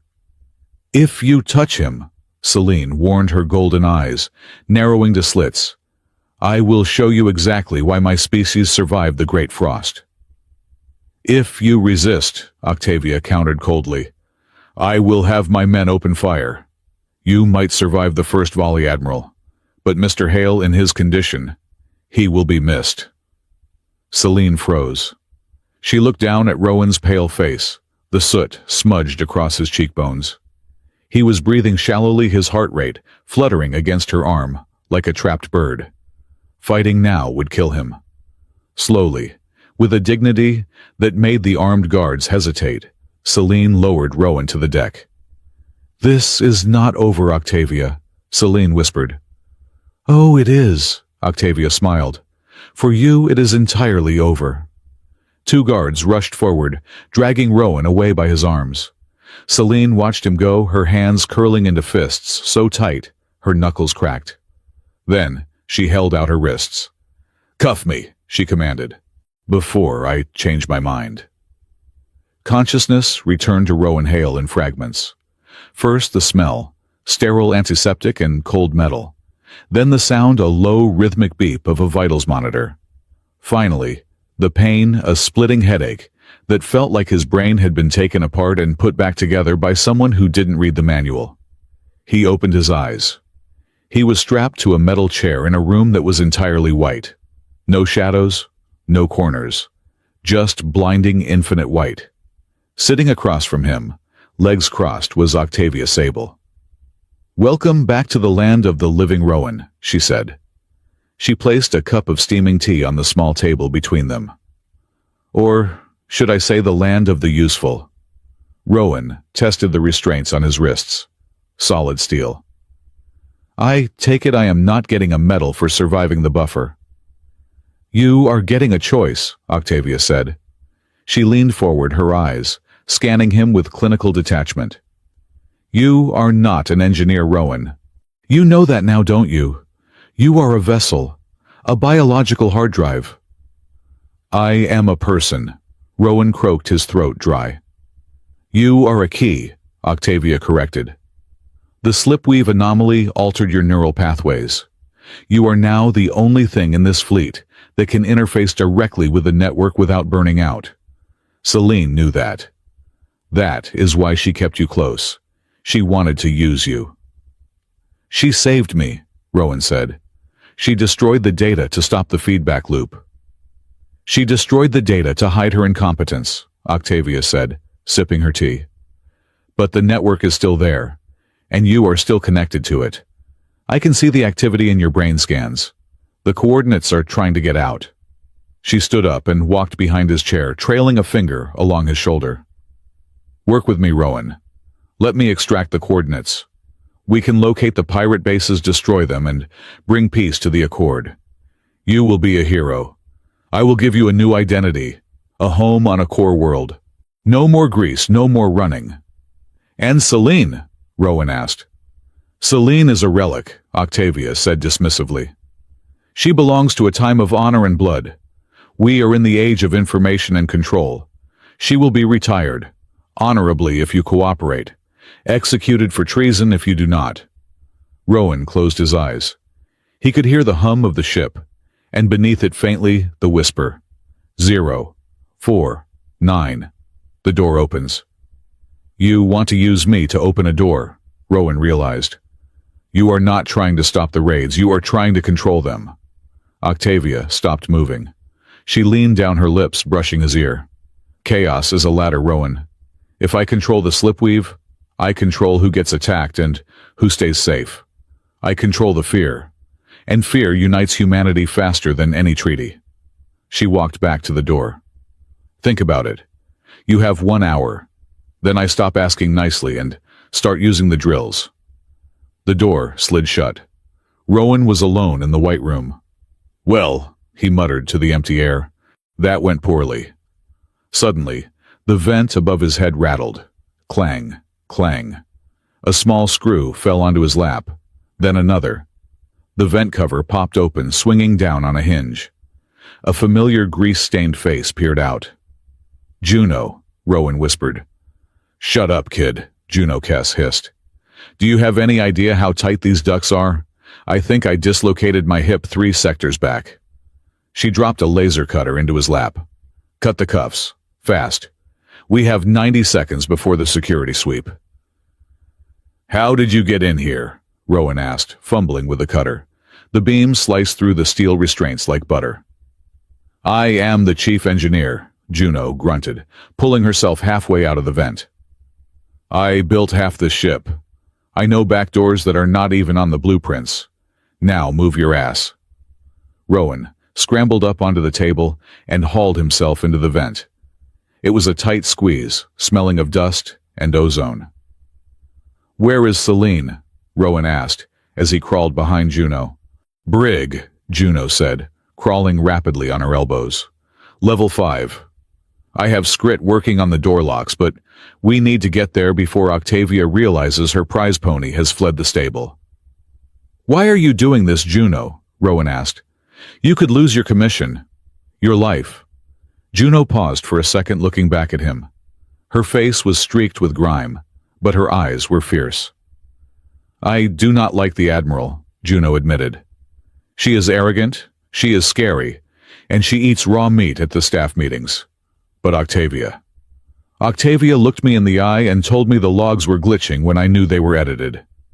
I hate a liar, Rowan. And I really hate a liar who thinks I am stupid." She started crawling again. "Plus, you owe me 20 credits for that card game last week. Can't pay me if you're dead." The brig on level 5 was a fortress within a fortress. But fortress walls meant nothing if you knew which conduit carried the power to the magnetic locks. Skrit was waiting for them at a junction box holding 2 severed wires and looking very pleased with himself. "Zap!" Skrit squeaked, grinning. "Big door, go sleep." The heavy containment door to Cell 1 was cracked open. The magnetic seal was dead. Rowan pushed it open. Celine was sitting on the narrow bunk, her hands cuffed in front of her. She looked up as they entered. She didn't look surprised. She looked ready. "Took you long enough," she said. "Traffic was terrible," Rowan said, rushing over with the laser cutter. He sliced her cuffs. "We have to go. Octavia gave me the villain monologue. She is not stopping the raids. She is orchestrating them. She wants to use the slipweave to control the sector through fear." Celine rubbed her wrists. A low growl started in her chest. "Then we do not just escape, we end her." "We need to get to the core," Juno said from the doorway. "If we can manually lock down the slipweave, we can cut off her access." "The corridors will be swarming with security," Celine said, standing up. She rolled her neck, a sickening crack echoing in the small cell. "We cannot take the main lifts." "We take the veins," Rowan said. Celine looked at him. "The maintenance shafts. They are unshielded. The heat alone." "It is the only way," Rowan said. "Unless you want to fight 300 guards in a hallway." Celine smirked. "I would enjoy the exercise. But we do not have the time." She grabbed Rowan's shoulder. "Lead the way, rookie." The veins of the Ethelgard were a nightmare of steam, red emergency lighting and deafening noise. These were the service tunnels that ran alongside the massive plasma conduits, powering the engines. The heat was oppressive. Sweat soaked through Rowan's jumpsuit within minutes. The air tasted of copper and burning rubber. They ran. Celine moved like a phantom. Despite the cramped space and the treacherous footing of the grating, her steps were silent. She vaulted over pipes and ducked under steam jets with a fluidity that made her seem part of the shadows. Rowan, on the other hand, sounded like a bag of wrenches falling down a staircase. "Quiet!" Celine hissed, pulling him back as a steam vent erupted inches from his face. "I am trying," Rowan wheezed, wiping steam from his eyes. "My species was designed for planes, not ovens." "Keep moving," Celine ordered. "Internal sensors are tracking thermal spikes. If we stop, they find us." Above them, through the metal grating, they could hear the heavy thud of boots running on the main deck. Shouts, orders. Octavia had unleashed the hounds. "We need to cross the primary junction," Juno called out from behind them. "It crosses over the main hangar bay. It is exposed." They reached the junction, a narrow catwalk suspended over the vast open space of the hangar. Below them, rows of fighter craft sat idle. But the catwalk was bathed in searchlights. "Run!" Celine commanded. They sprinted. A laser bolt sizzled past Rowan's ear, scorching the metal railing. "Contact Sector 4 maintenance," a voice shouted from below. "Don't look down," Juno yelled, returning fire with a small stun pistol she had pulled from her belt. More shots rang out. Red plasma bolts tore through the steam.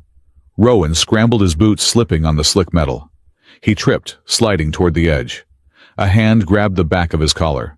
Celine yanked him back onto his feet with effortless strength, not breaking her stride.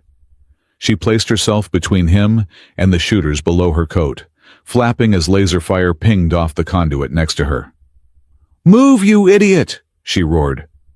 They dove into the hatch on the far side of the catwalk, tumbling into a dark, cool space. Juno slammed the hatch shut and welded it sealed with her laser cutter. That, Juno panted, leaning against the door, was too close. They were in a supply storage locker. Crates of rations and spare parts were stacked to the ceiling. It was quiet here, the roar of the engines muffled by thick insulation. Rowan slid down the wall, gasping for air. His lungs burned. "I think I left a lung back there." Celine paced the small room, her eyes glowing in the dark. She checked the door, checked the vents. She was vibrating with adrenaline. "We are trapped," she said. "They will cut through that door in 10 minutes. "Then we have 10 minutes, Rowan said. He reached for a water pouch from a crate and cracked it open, offering it to her. Celine stopped pacing. She looked at the water, then at him. She took it, her fingers brushing his. "Why did you come back?" she asked quietly. "Juno could have gotten you to an escape pod. You could have run."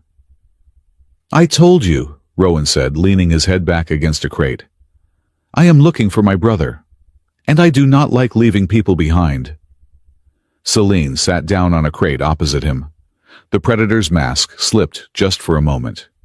In the dim light, she looked tired. The weight of command of the Wolf Admiral persona seemed to crush her shoulders. "I have spent my whole life being the scary thing in the dark," she whispered. "The Lupanar are bred for war. We are taught that strength is the only virtue, that to need help is to be weak." She looked at her hands. "I hated the slipweave because it took Kale. It took him and gave me no body to mourn. It was a chaotic, uncontrollable error, and I hate errors." "You hate not being in control," Rowan said gently. "I hate using people," she corrected, her voice fierce. "A commander spends lives like currency. I spend my crew to buy victory. I spend their time, their blood. And when I saw you in that buffer room hooked up to the machine, you were just another piece of currency. Octavia was right. I was using you." Rowan looked at her. He saw the guilt that had been eating at her since the beginning. "Celine," he said, "I am not a pawn. I chose to grab that cable. I chose to stay. I am scared, yeah. I am terrified. I am scared that I am just a tool for the machine, or a tool for Octavia. But I am not scared of you." He leaned forward. "Because a user would have left me in the brig. You came back for the badge. You stood in front of the laser fire. You are not a user, Celine. You are a protector. You are just bad at admitting you care." Celine stared at him. The silence stretched heavy and charged. "You are impertinent," she said softly. "I am honest," Rowan smiled weakly. "It is a bad habit." Suddenly the floor beneath them lurched. It wasn't an explosion. It was a vibration deep, resonant, and sickeningly familiar. The slipweave had activated. "No," Juno said, checking her datapad. "No one authorized a jump. The core is locked out." "Octavia!" Celine stood up instantly. "She is bypassing the safety protocols. She is forcing a jump. The ship shuddered violently. A deafening grinding sound echoed through the hull, as if the ship were tearing itself apart. "It is a misjump," Rowan said, clutching his head as the headache returned with a vengeance. "A big one. Massive displacement." Suddenly, the air in the supply closet shimmered. Pop.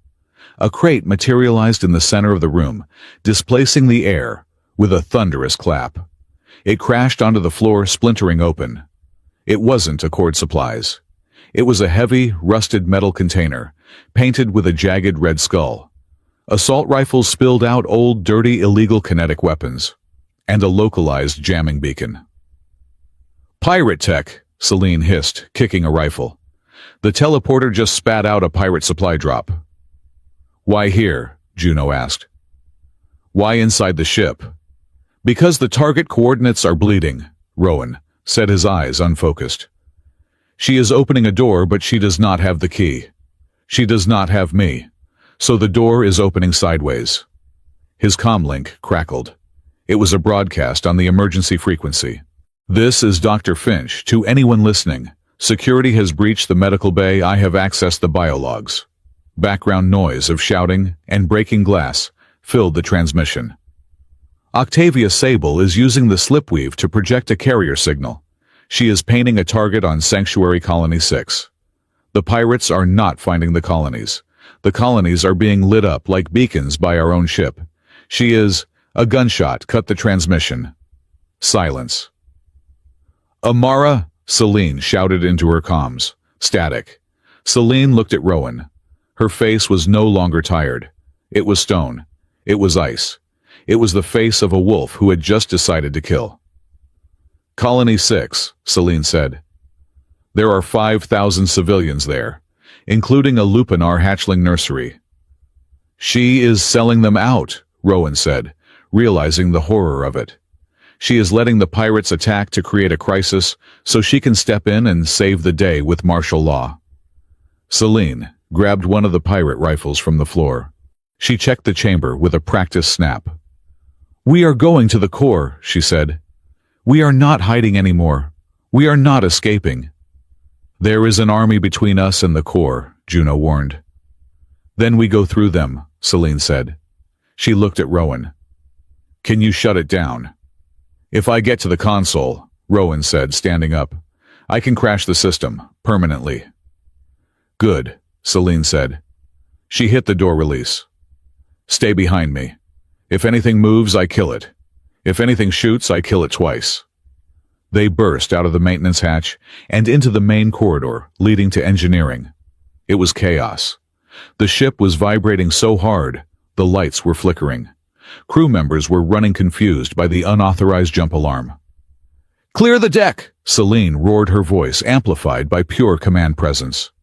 Security officers turned, raising their weapons. But they hesitated. This was not the diplomat admiral. This was the werewolf. She held the heavy kinetic rifle like a pistol. "Octavia Sable has betrayed this ship," Celine shouted as she advanced.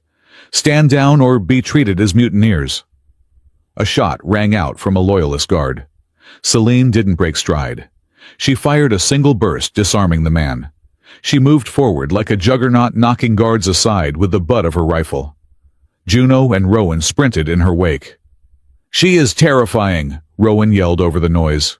"She is magnificent," Juno yelled back, firing her stun pistol at a camera. They reached the doors of the slipweave core. They were sealed.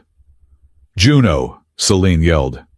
On it, Juno slapped a sticky charge onto the lock. "Fire in the hole!" Boom! The doors blew inward. They stormed into the bay. The slipweave core was screaming. The violet light had turned a sickly, blinding white. The air was filled with floating debris, crates, tools, dust caught in the gravity distortion.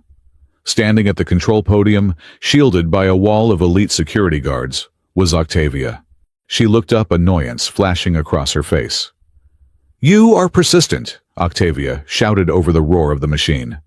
"Shut it down, Octavia." Celine leveled her rifle at the director. "You are targeting civilians." "I am creating order," Octavia yelled back.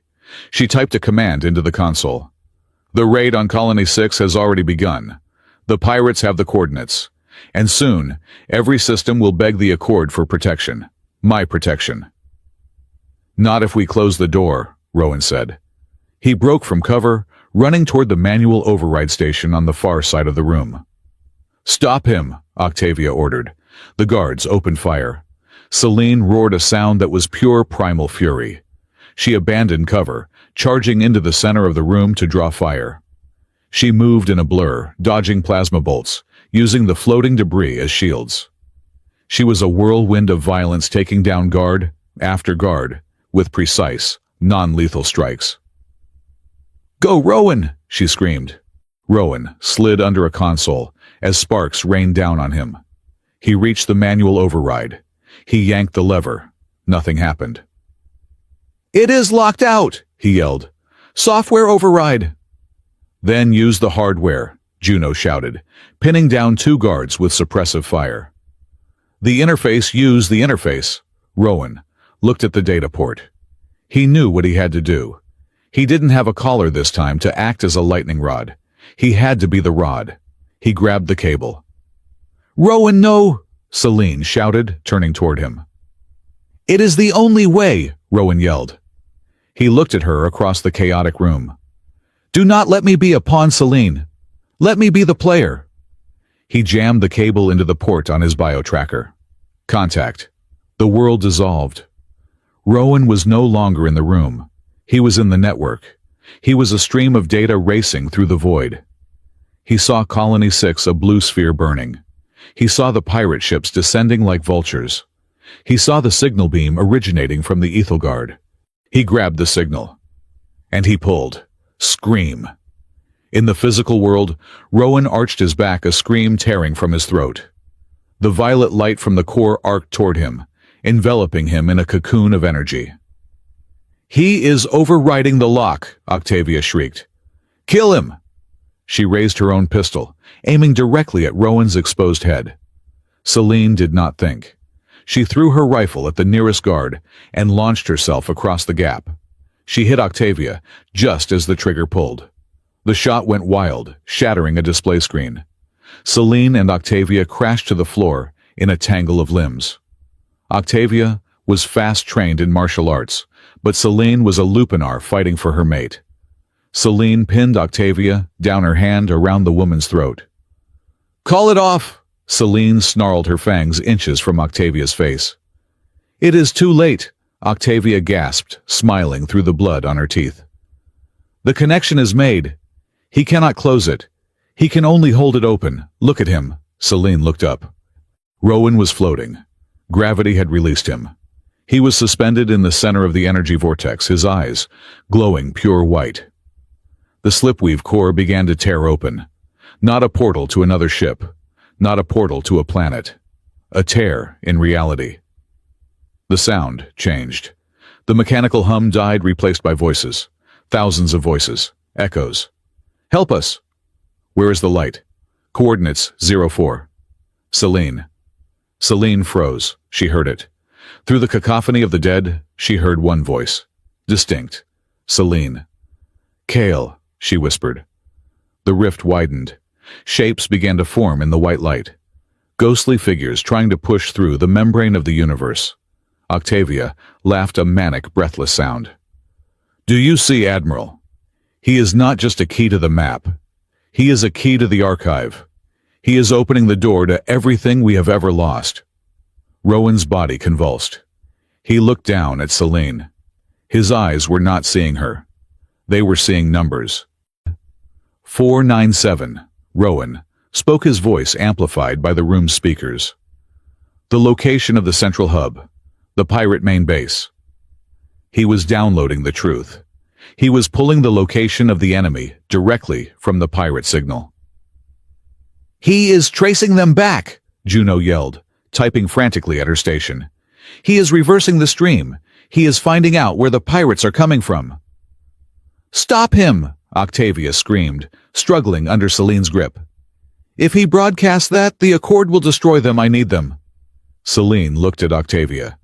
Then she looked at the rift where the shadow of Kale seemed to be reaching out.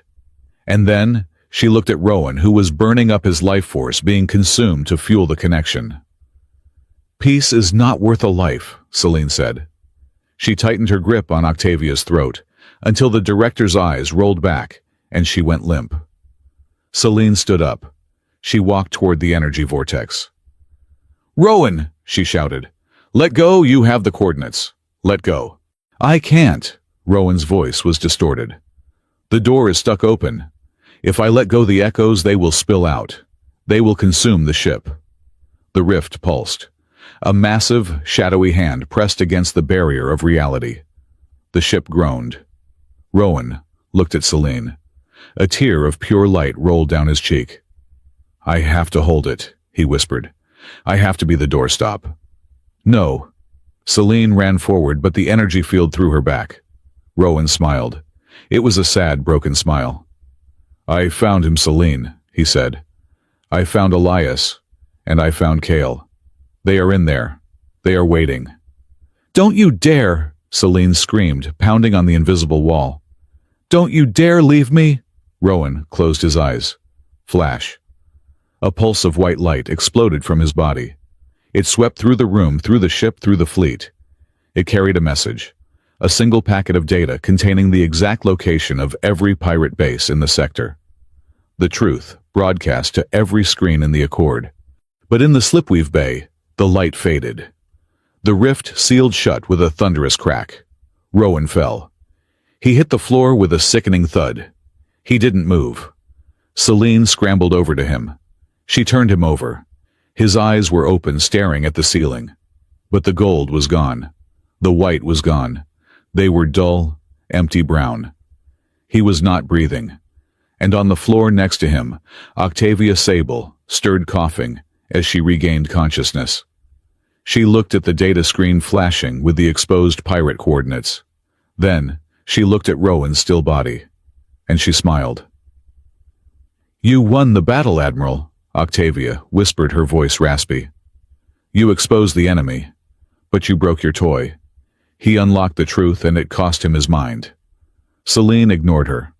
She pressed her ear to Rowan's chest. Silence. No heartbeat. No breath. Just the cold, hollow silence of a machine that had been switched off. "Juno," Celine said, her voice trembling. "Get the medic." "Celine," Juno whispered, staring at the bioscanner on her wrist. "There is no signal.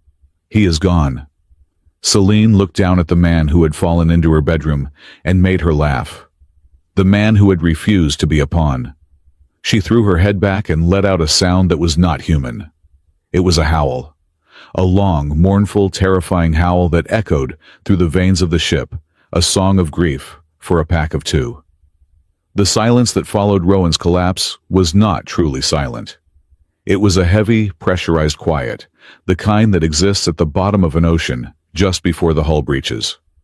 The Slipweave core, having sealed the rift, now emitted a low, throbbing frequency, a subsonic pulse that humans could barely feel. But for the Lupinar crew members, it was a physical agitation. It was a pack call, a distress beacon, inherent to the technology's biological interface, amplified by the trauma the system had just endured. Around the engineering bay, the Lupinar security guards were restless. Their ears flattened against their skulls, lips pulling back to reveal gums in involuntary grimaces. The instinct to run, to hunt, or to tear something apart was overwhelming.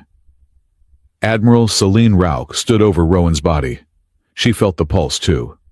It clawed at the back of her brain, demanding she surrender to the feral panic. But she was an admiral. She was the alpha of this steel territory.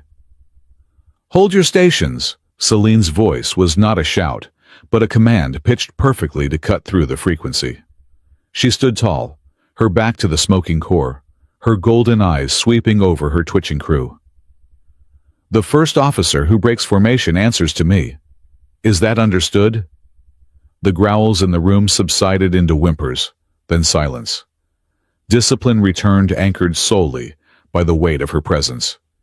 But her eyes never left Rowan.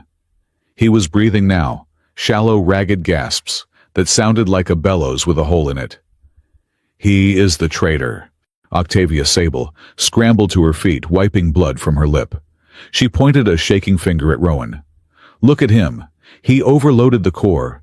He broadcast the pirate signal. He is the source of the leak.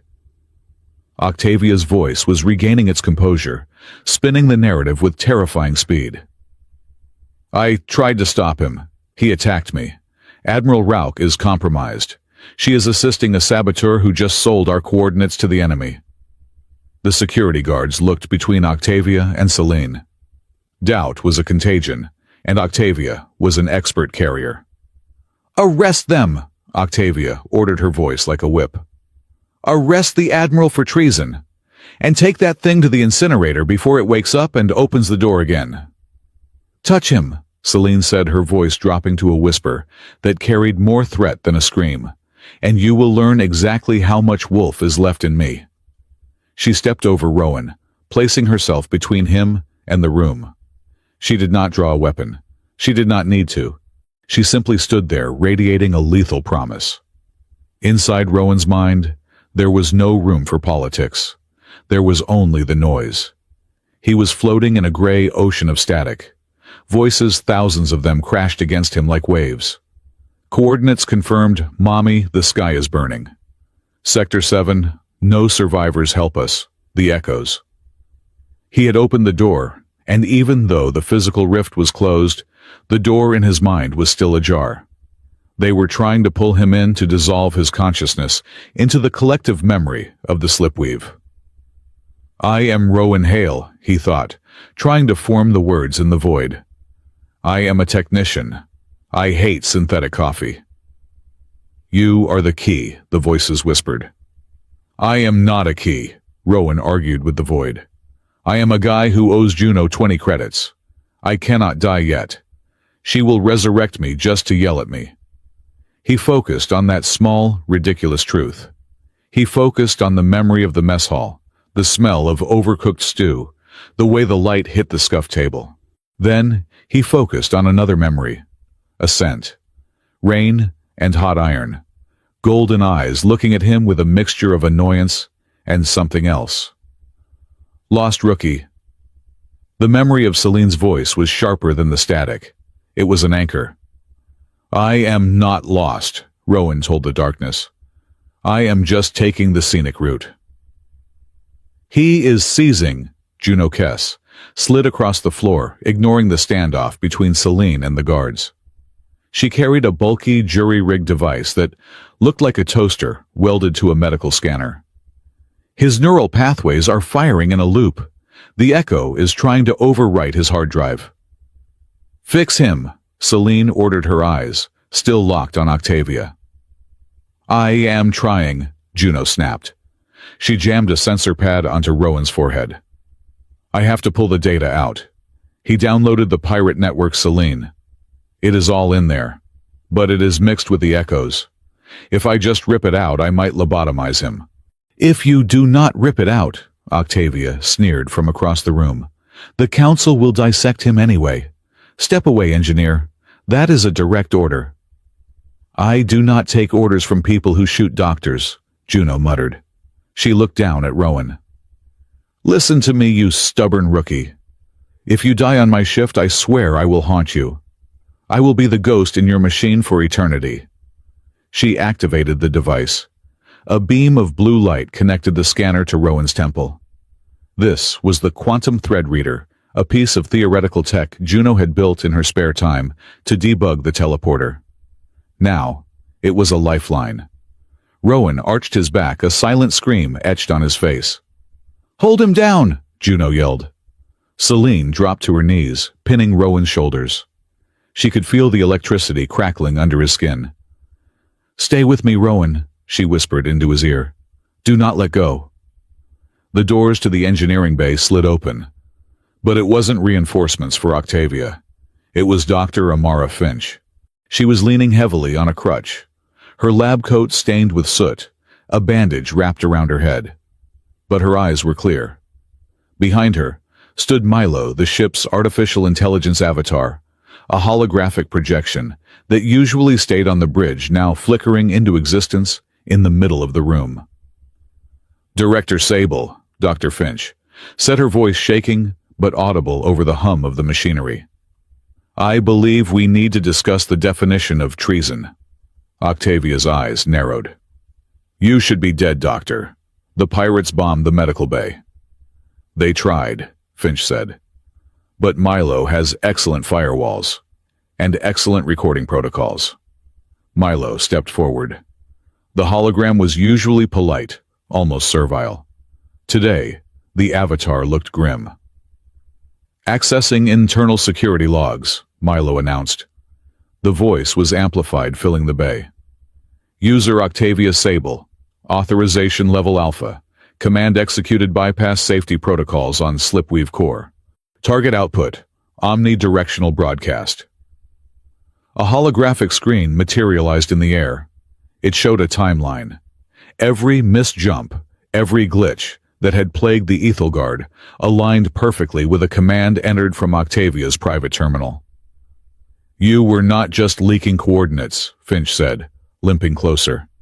You were steering the ship into the anomalies. You created the instability to mask your transmissions. The security guards lowered their weapons. The evidence was floating in the air, glowing in undeniable blue text. Why? Finch asked. You claim to want peace. How does burning colonies bring peace? Octavia laughed. It was a brittle, jagged sound. She looked around at the crew, who were now looking at her with horror.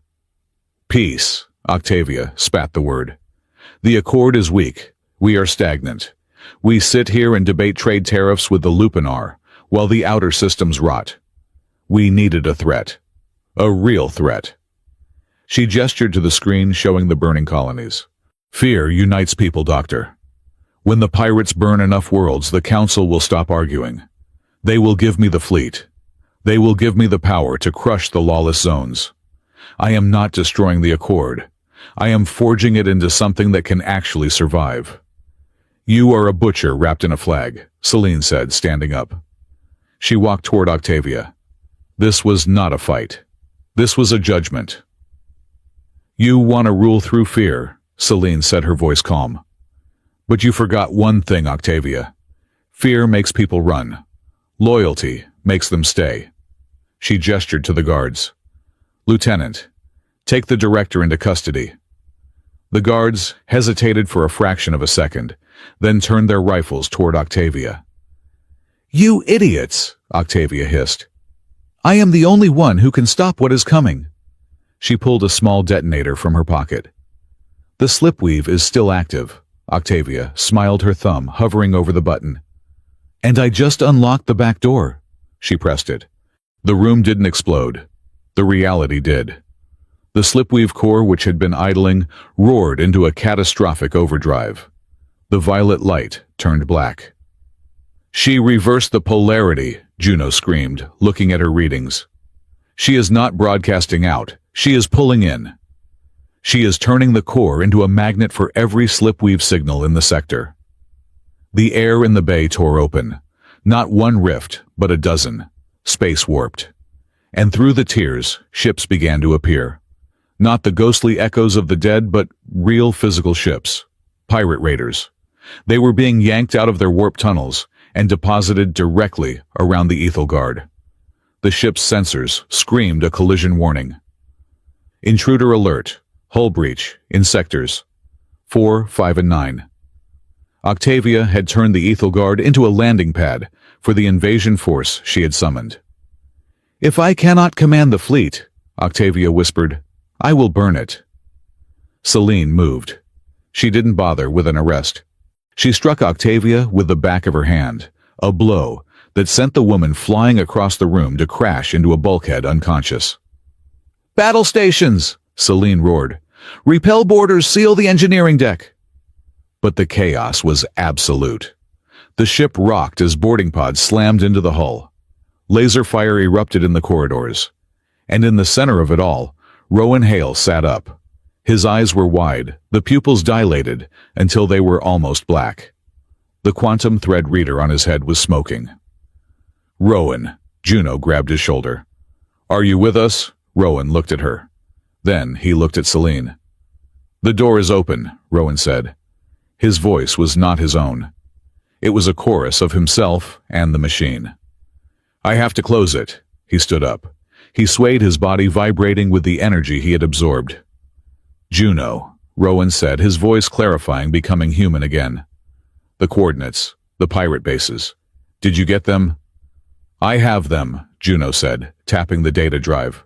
But the system is locked in receive mode. I cannot transmit them to the fleet until the core is shut down. And the core will not shut down, Rowan said, looking at the black light.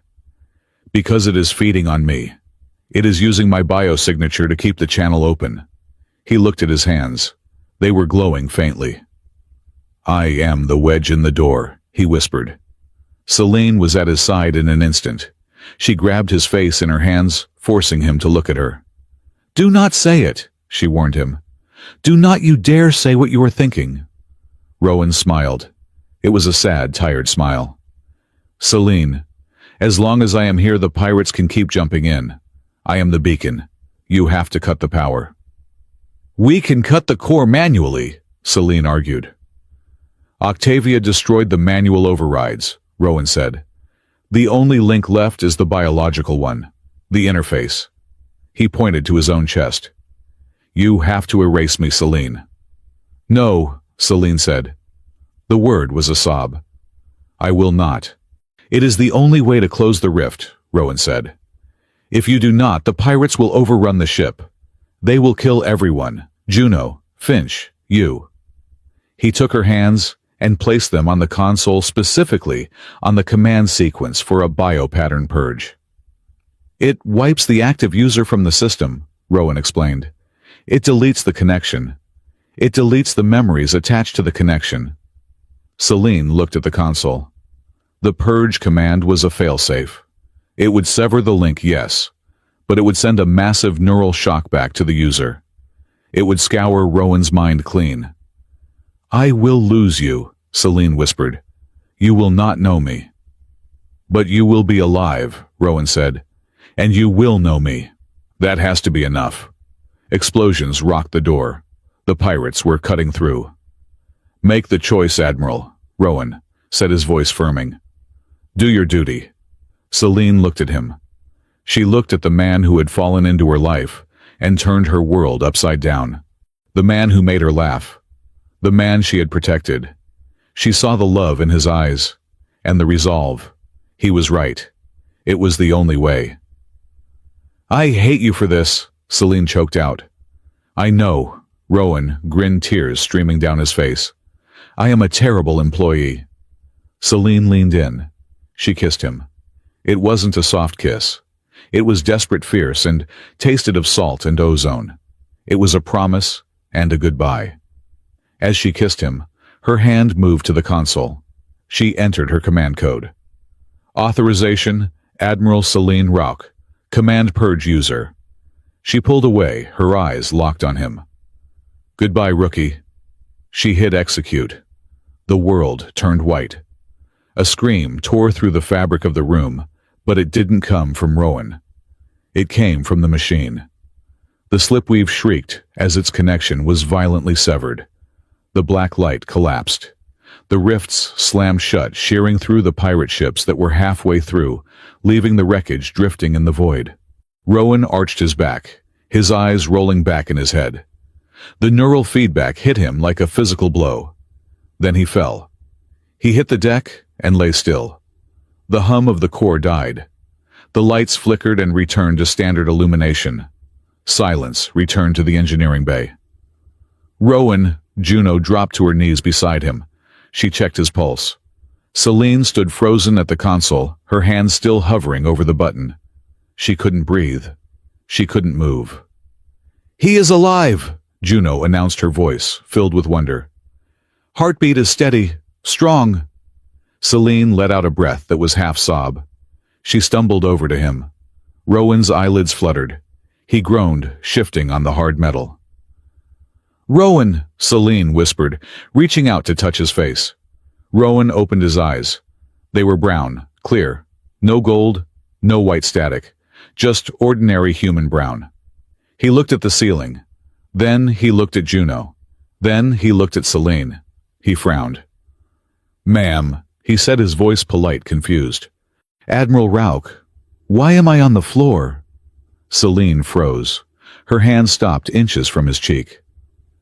"And," Rowan looked around the wrecked bay, the unconscious Octavia, the smoke. "Did I miss the shift change? My head hurts. I feel like I have been asleep for a week." He looked at Celine with absolute recognition of her rank and absolute zero recognition of their intimacy. There was no warmth, no shared secret, just the nervous respect of a technician facing his commanding officer. "I am sorry, Admiral," Rowan stammered, trying to sit up. "I must have fainted. I hope I did not cause a problem." Celine stared at him. The pain in her chest was sharper than any blade. He was there, but he was gone. The purge had worked. It had wiped the echo. It had wiped the connection. And it had wiped the last few days of his memory. He didn't remember the raid. He didn't remember the investigation. He didn't remember the kiss. Celine swallowed the lump in her throat. She slowly pulled her hand back, straightening her spine. She was the Admiral again. She had to be. "You had an accident, Mr. Hale," Celine said, her voice steady, though her eyes were shining. "A surge in the coupling.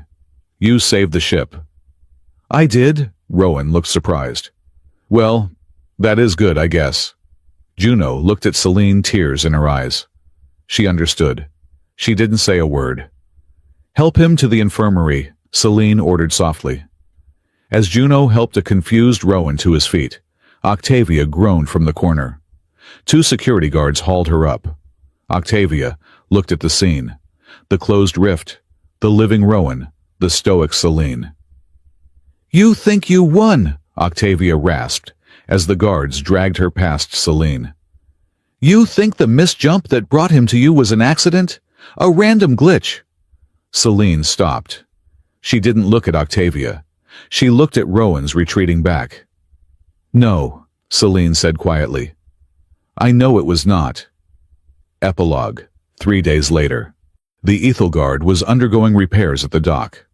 The pirate fleet had been decimated, their coordinates broadcast to the entire Accord Navy, thanks to the data Juno had saved. Octavia Sable was in a high-security prison, awaiting trial for high treason. Peace was safe, for now. Celine sat in her quarters, the same velvet black room where it had all started. She held a small, scorched badge in her hand. Sanctuary Colony 4. The door chime rang. "Enter," Celine said. Rowan Hale walked in. He was wearing a fresh gray jumpsuit, looking clean and rested. He stood at attention. "Technician Second Class Hale reporting as ordered, Admiral," he said. "At ease, Hale," Celine said. She turned her chair to face him. Rowan relaxed slightly, but he still looked nervous. "Dr. Finch said I am cleared for duty, but she said you had a new assignment for me." "I do," Celine said. She stood up and walked over to him. She studied his face. It was the same face, the same messy hair, but the shadow behind the eyes was gone. He was safe. He was free of the ghosts. "I am promoting you," Celine said. "To my personal technical detail." Rowan blinked. "Your personal detail, Admiral, with all due respect. I am just a guy who fixes conduits. I am clumsy. I drop things." "I know," Celine said. A small, genuine smile touched her lips. "I am counting on it." She reached into her pocket and pulled out a small data chip. "I also have something for you." Juno found it in the logs. "It is a file on a missing transport. The Horizon's Edge." Rowan's breath hitched. "My brother's ship. We found the crash site coordinates," Celine lied smoothly. The coordinates had come from Rowan's own mind during the connection, but he didn't need to know that. "He is alive, Rowan. He is in a stasis pod in the wreckage. We are sending a recovery team." Rowan stared at her. His eyes filled with tears. "Admiral, I thank you. I do not know what to say." "Say nothing," Celine said. "Just do your job." "Yes, ma'am," Rowan saluted. He turned to leave. "Hale," Celine called out. He stopped at the door. "Yes, Admiral." Celine looked at him. She wanted to tell him everything. She wanted to tell him that she had loved him. She wanted to tell him the truth about the day they met. The plot twist. She remembered the moment the slipweave malfunctioned that first night. She had been on the bridge monitoring the sensor arrays. She had seen the anomaly forming not a random error, but a targeted assassination attempt by Octavia, aimed at venting the engineering deck into space. She had seen Rowan's biosignal in the kill zone. She hadn't just watched. She had manually overridden the teleport coordinates. She had yanked the destination pointer from deep space to Admiral's quarters. She had saved him. She had stolen him from death before they had even met. The smirk that night the lost rookie line it wasn't mockery. It was the adrenaline-fueled relief of a woman who had just caught a falling star. She had chosen him from the very first second. But she couldn't tell him that. Not now. He was a subordinate. She was an admiral. And the memory was hers alone to keep. "Don't get lost again, rookie," Celine said softly. Rowan frowned slightly, as if the phrase triggered a distant, unreachable memory. He tilted his head, a ghost of a smile appearing on his face. "I will try my best, Admiral," he said. "But with this ship, you never know where you might end up." He walked out. The door slid shut. Celine Rauch turned back to the viewport. The stars were streaking by, infinite and cold. But for the first time in 5 years, the room didn't feel empty. She touched the silver collar on her desk, the one she had retrieved from the wreck of the buffer room. She placed it in a drawer and locked it. The ghosts were gone. The hunt was over. And the wolf had found something better than prey. She had found a reason to keep the door open.